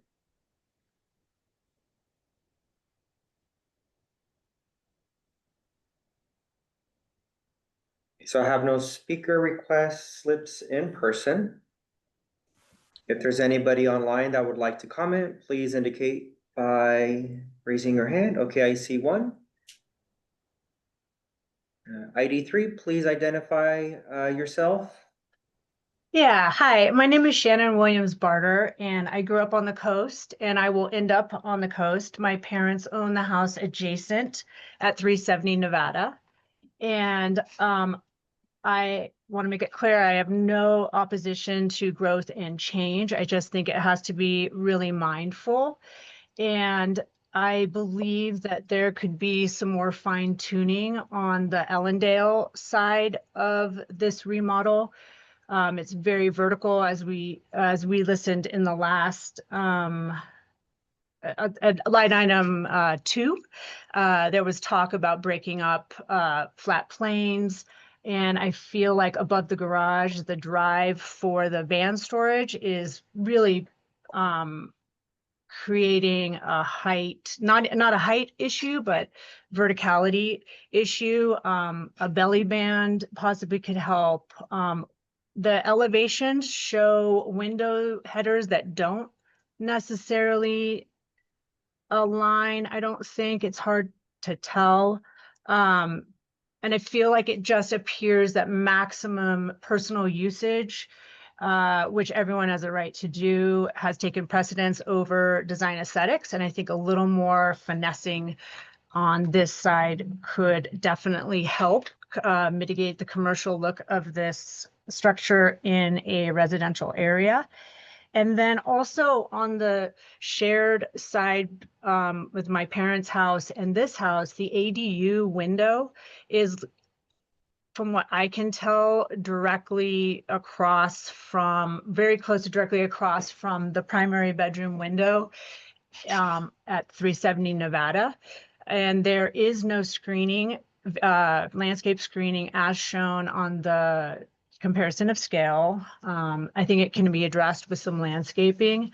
The single roof pitch choice for that is definitely adding to the verticality on Ellendale. I just would ask that the committee consider providing some more design recommendations that make it fit within the design guidelines that are set forth. Thank you for your time. Thank you. I don't know where to unmute. I'm sorry. It's okay, I'll mute it. Thank you. Thank you. Thank you.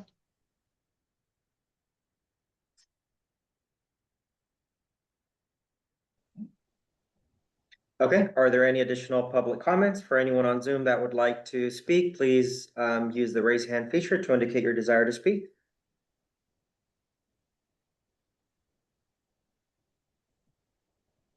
Okay, seeing none, we will now close public comment and limit the discussion between staff, the applicant, and the committee members. Okay.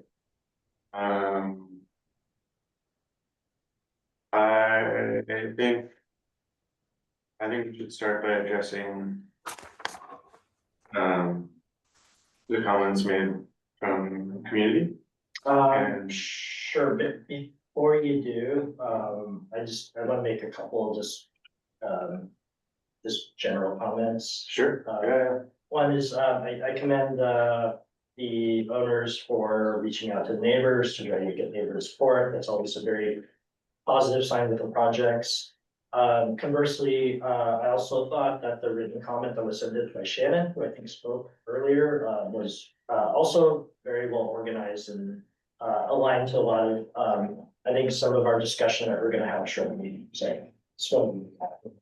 But yeah, I think it makes sense to start with, I think what you were gonna address, which was some of the comments that came in. Yeah. Yeah, and I agree with what you're saying.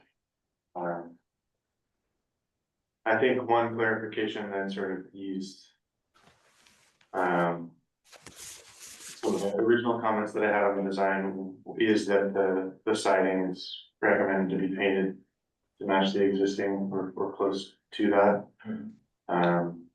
So I think that's worth maybe starting with a little comment.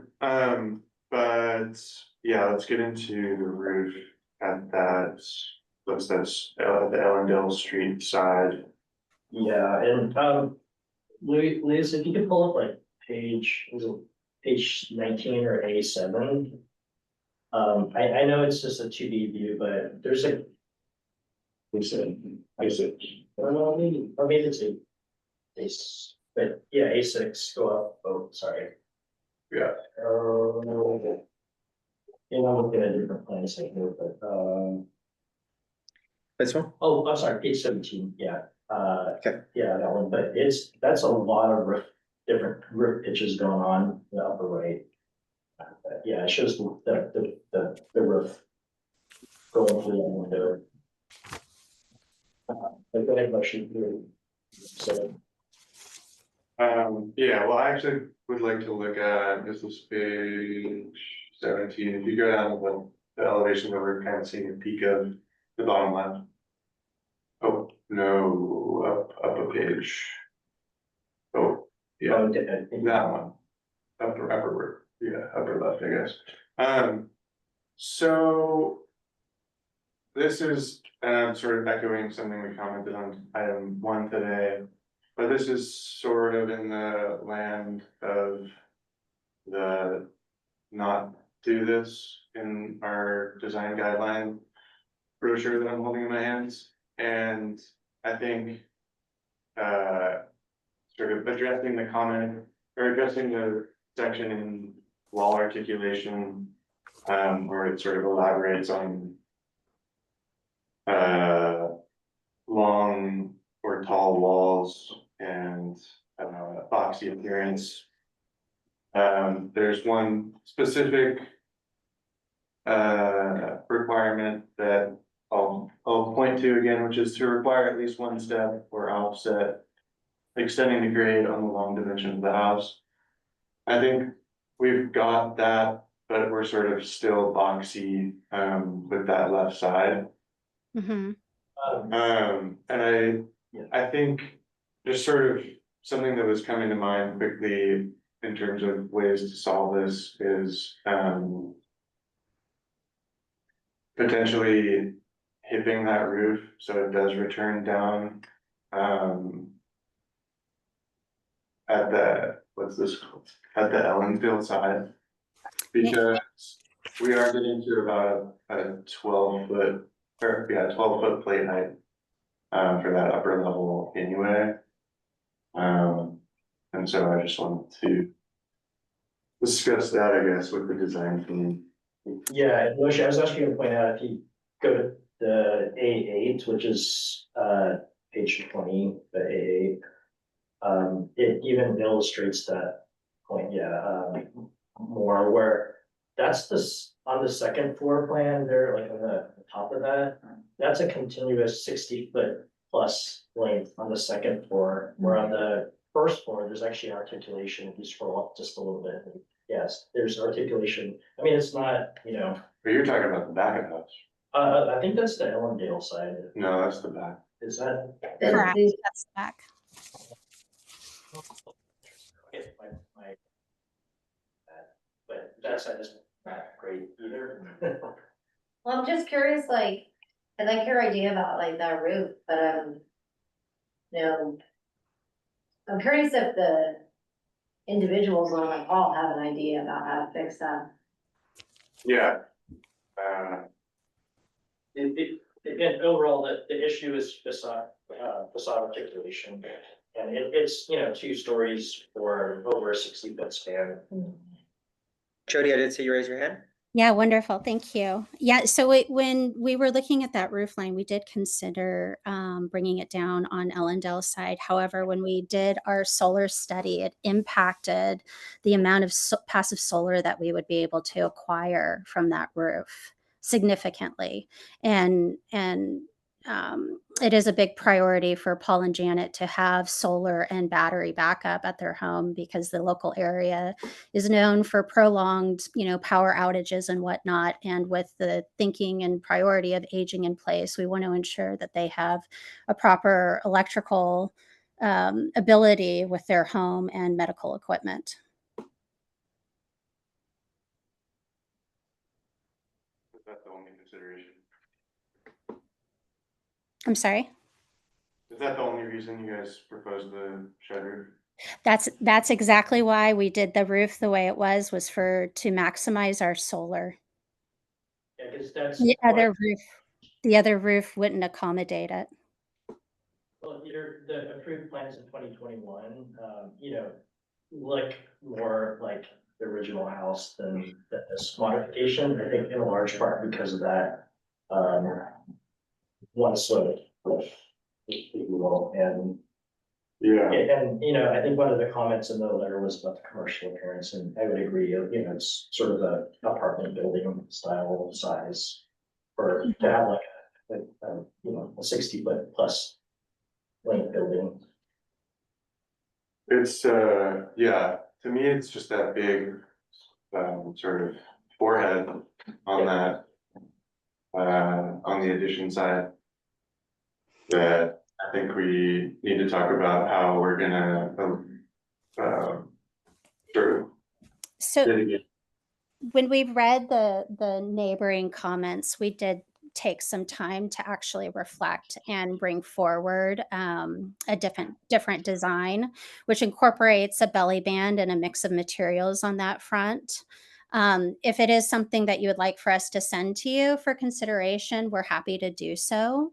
It's basically staying with our same materials, but giving it different proportions. So breaking up that front Ellendale side better with 3 different materials. So this is on the left on the picture here. Can you describe the materials? And Jody, I could promote you to panelist if there's a way for you to share the screen and if you happen to have that drawing. Yeah, yes, or I can email it over just as quickly, which. Let me just promote you to panelist. You should have that request in. Okay. Here we go.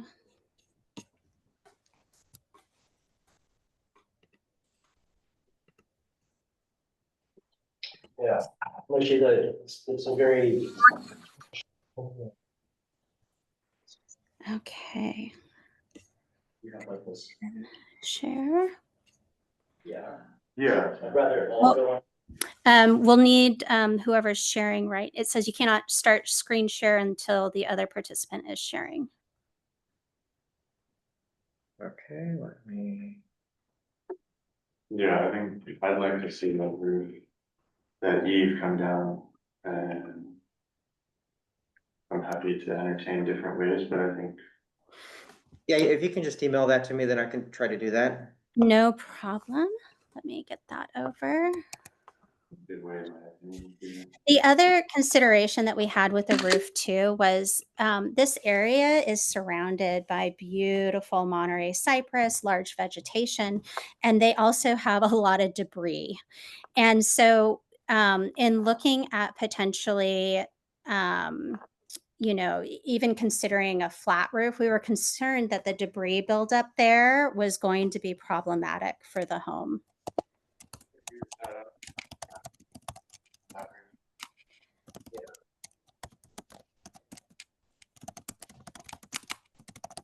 I think the consideration that we'd like you to consider, would be to pitch that roof And you wouldn't have to pitch it in the middle of the addition. You could match Pitch. the pitch of the existing roof. Even, or, well, that's kind of justified towards the back actually, but you know, that ridge doesn't have to be in the middle. I think we need to talk about how we're lowering that eave in the front of the house. Okay, okay. What email can I send this to? It will be LTOPETE. LTOPETE. Mm-hmm. At smcgov.org. On the page one, it actually shows it in kind of sloped off, but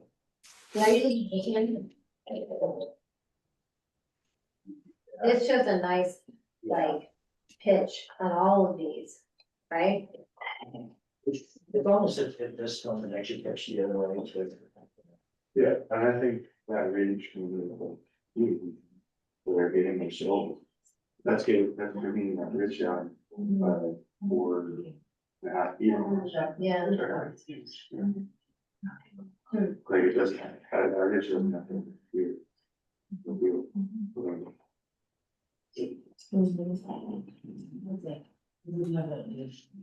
I don't know, do you guys agree with that? I do, and I also just feel like that the rendering is not kind of a true reflection of what the. Okay, well, maybe I'm just looking at it.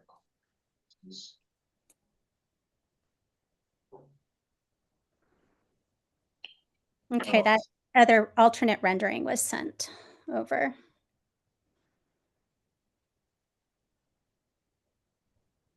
On this way. By the way, with the old approved plan, see the plan set, it was very, it took me a while to orient how to navigate the plan set. I was like, I don't like the red trim. I was like, oh, it's not part of it. Yeah. I actually was like very confused too, and I thought, oh, I like the original, One that was approved. the one that was approved. Yeah. I did like the approved one.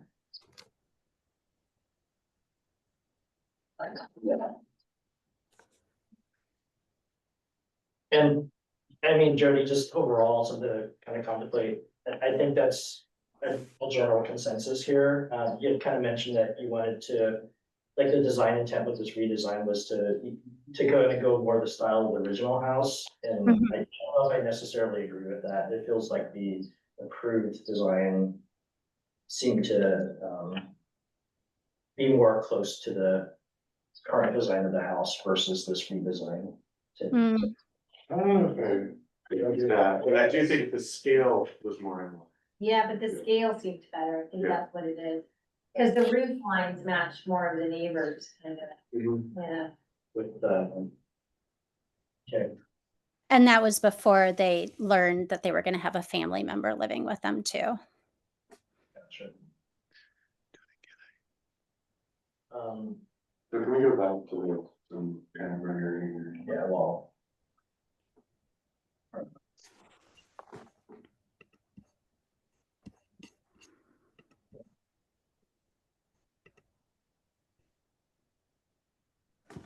Yeah, I feel like we're just looking at this diagram of that is in the design review standard book that I'm holding that just says not this abundant. Yeah. And so I think we need to address how we're gonna fix the bulkiness of that left side and where the proposed addition is. Mhm. Yeah, and ultimately, if we can workshop in this call, I think we have to just The little bit of propose, decision. like coming back with maybe the alternate plans, but you know, maybe we could pull up the changes that Jody mentioned. Yeah, Jody, I'm still waiting for them to come in. I just realized if I stop my screen share, everything that is shown won't come out in the recording. So Okay. that's why I'm still waiting for the, I will try and send again. I just checked my email. It says sent.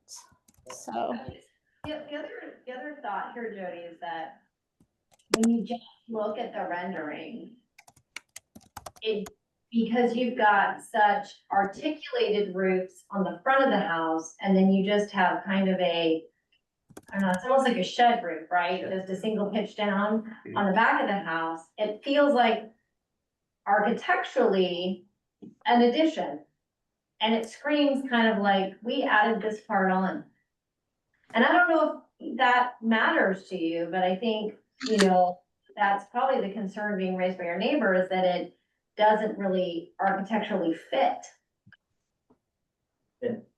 I understand, the concerns that are expressed with the design aesthetic of it. The other challenge that we had, and we were very thoughtful in being able to create and maximize our interior square footage.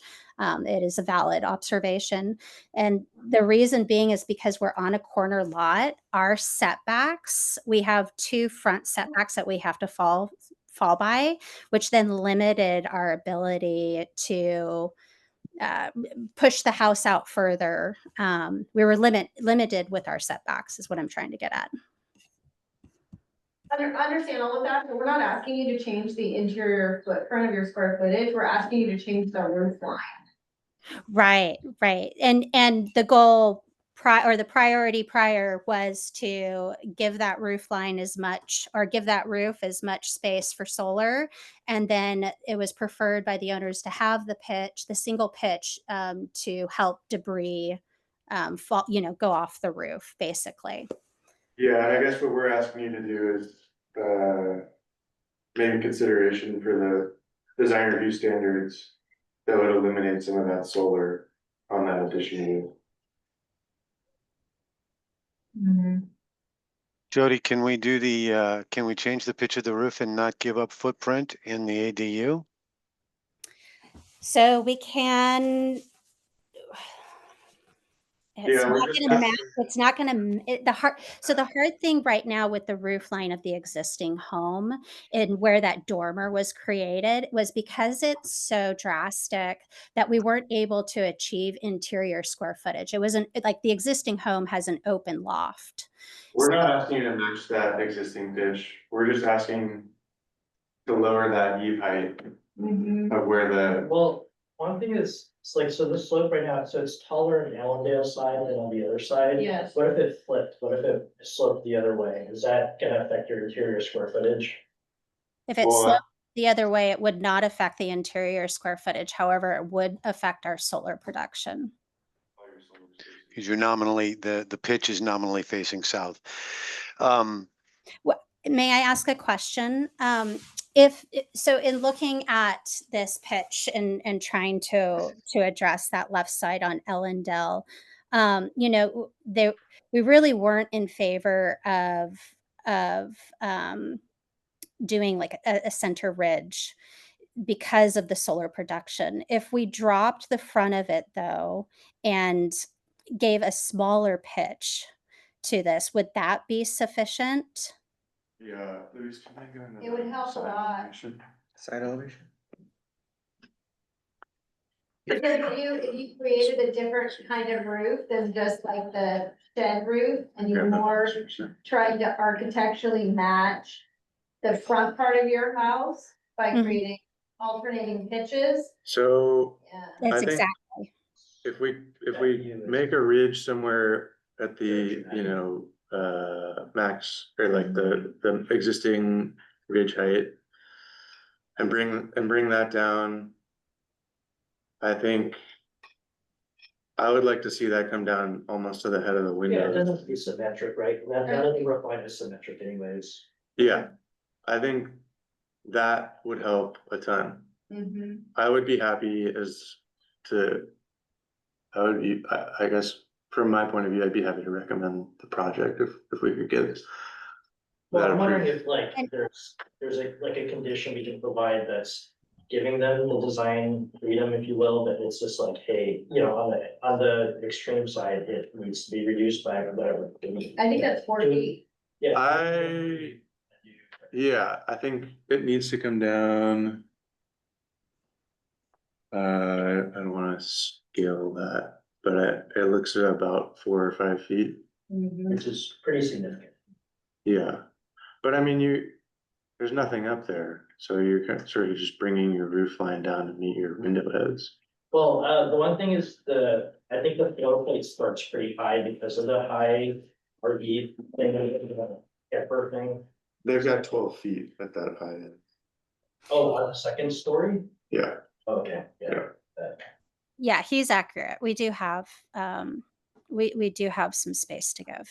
We can. Is that something that you'd be interested in pursuing? The sort of process would be that we would make it a requirement that you adjust that, and then you could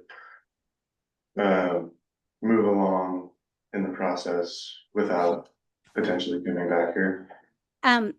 You know, I can't speak for Paul, but Paul, my opinion is that with this modified ridge here being placed there at and bringing that roof line down in the front, we can be strategic with it and kind of look at it as the set for the solar panels too. So maybe we're missing a line of solar panels, but we're not going to be missing the bulk of the solar panels. Yeah, we can deal with the solar thing. If you think that the space retains its usability as we were planning previously, then I have no problem with that. Yeah, I'm in agreement. I think I think do. it's a strong opinion on this, and it's something that we could accommodate.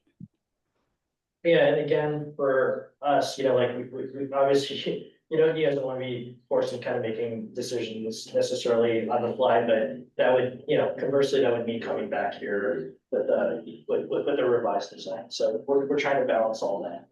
And Yeah. and thank you for that. Yeah, Yeah. we appreciate that. We appreciate the feedback from the community.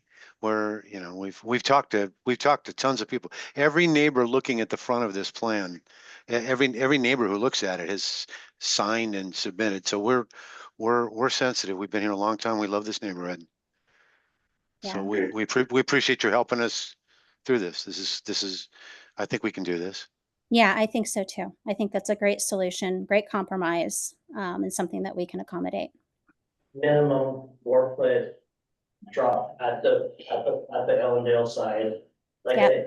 and what's the, like, should we define a pitch so that it's not literally just like a 4-foot for like 1 foot? No. Yeah, that's the other side. Oh, yeah, and like it could Do be, 2 and 12. okay, so 4 foot and then at least, At least a 2 and 12, so. 2 and 12, so would that mean 6 times 4, like 24 feet back? Or, okay, The slope of the proposed shed roof is 2 and 12. oh, I see, okay. So it would just have to match or be steeper. Okay, and then it could be okay if it's flat, Yeah, drop it, it would have to be 2 and 12 slope or steep.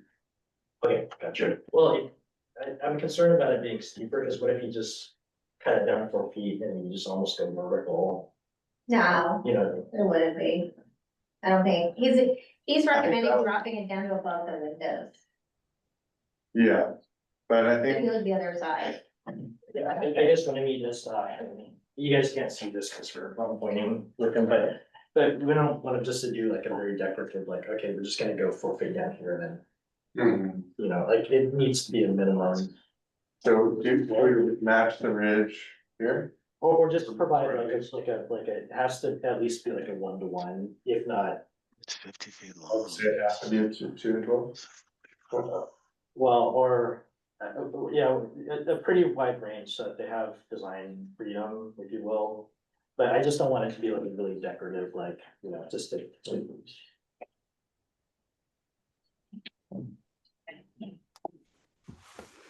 Yeah, like a 10 and 12 or 1 and 1. I think we should provide a minimum, which would be 2 and 12, and then a maximum, Okay, which would be. That would be wonderful.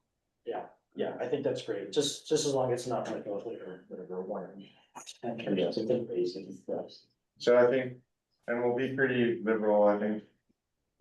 10 and 12 would be our maximum to match that existing. Yep. And the ridge happening sort of justified towards the front to the Allensdale side. Yep. And 2 and 12 to match the other side would be your minimum.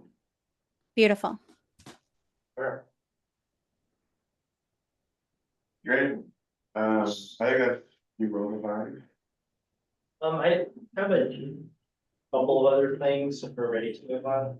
Yeah. Okay, just the windows, I mean, you should have a page to go to, but there seem to be like a crazy lot of different types of windows.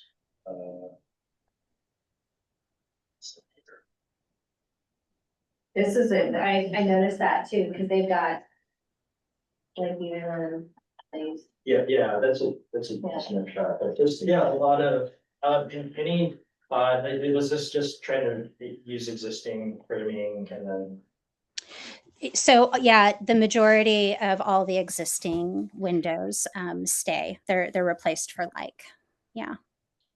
And then we're carrying out the Trinsic style window throughout. There's different heights and also, shapes and sizes.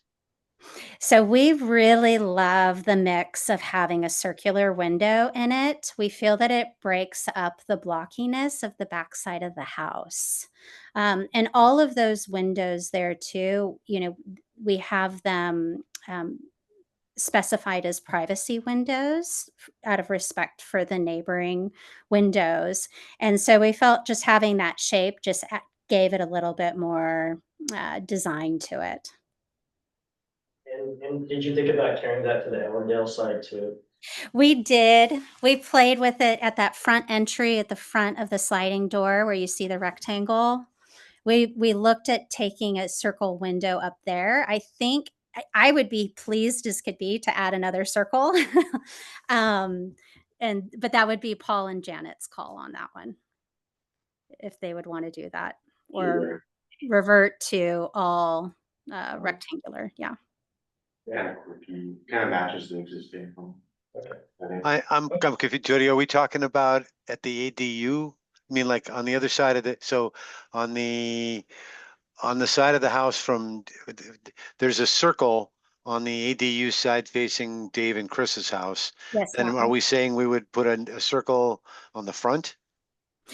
That if the question was if we would consider bringing it to the front to give some more consistency to our window design, and so yeah, that was the question. We had looked at it prior at the above that entry there, where the transom window is now.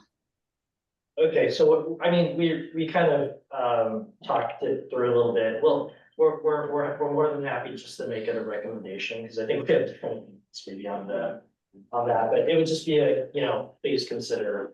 You can do with it what you like. It's just, you know, I was trying to find like the design intent and the consistency with the windows, but did you say that on the opposite Ellendale side that those are privacy windows? Yes, correct. Are they Correct. specified in the plans here? Yes, they are. Okay, would you consider that for the Ellendale side, given the concerns that were brought up by the The concerns were about the house on that side, on the privacy windows. The neighbor who was concerned is on the side that the privacy windows are proposed. Yeah, the rear elevation is that's Dave and Chris Williams. Yeah. Okay. Well, Shannon, but she's their daughter. And the Okay. second floor, actually, they have really pretty views going out that way. It's not looking into any homes or anything. Okay, and really it kind of ties into, I guess on the Ellendale side, you mentioned like no changes to landscaping, but I actually kind of thought planting could, you know, help kind of break up some of that, just the sheer volume of the building, you know, from the street side, so. But I don't know, if you think there's anything in particular like landscaping. No, I think bringing down that view is gonna help so much. Yeah, because that structure is gonna go all the way, or the new structure, you see where that kind of that pop-up thing, yeah, that thing. Yeah. That's where the building's gonna start, that's gonna be connected. So, yeah, I think reducing that kind of roof line 4 foot at the edge makes sense. Okay, I think, And there's a driveway there, yeah. yeah. Almost. to do like a law, impermeable paving. So what I have so far is that, and then just a recommendation on, maybe kind of unifying or. Yeah, looking at window design, but that's just more of a recommendation. Anything else you guys wanna cover?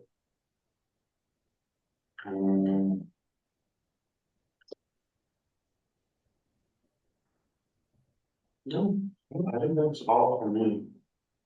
I think in general, the design is really thoughtful and nice. I think wanted to address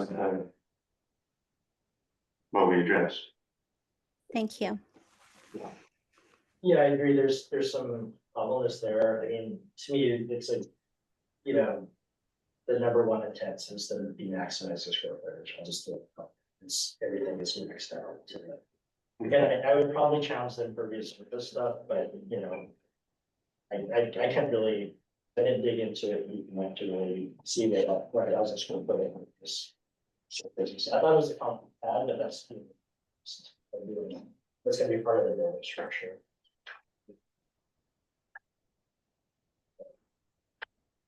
Okay, I think that's it for discussion. Do you want me to summarize or?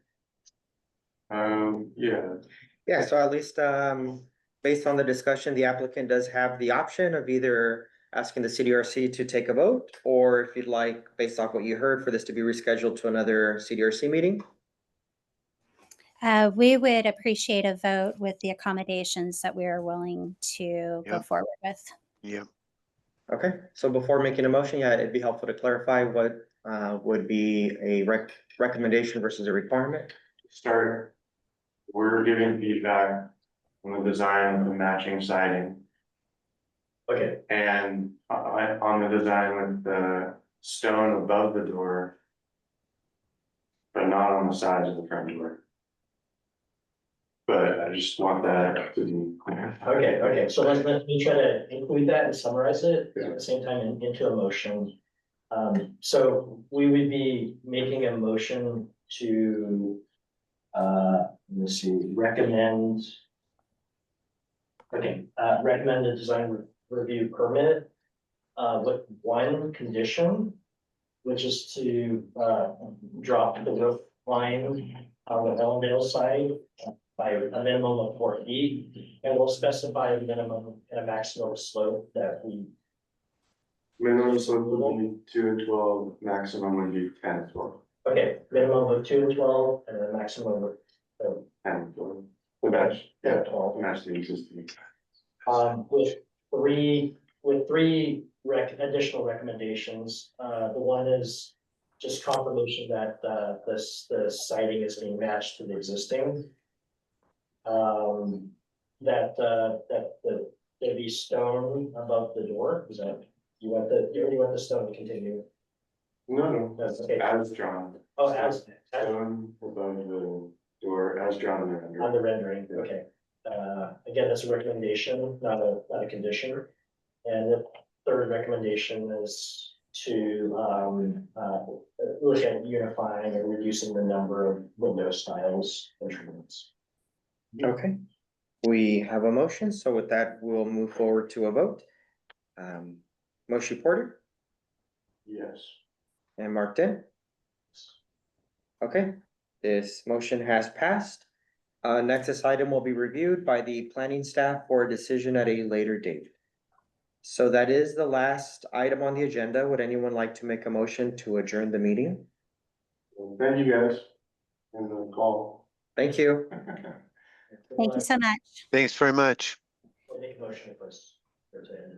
Okay, we have a motion to close the meeting. I'll do a roll call. A second. April Bingham, Yes. Martin, Yes. and Moshi Porter. Yes. Okay, this meeting is adjourned. Does Martin Pay left, said he, attends half of the meeting?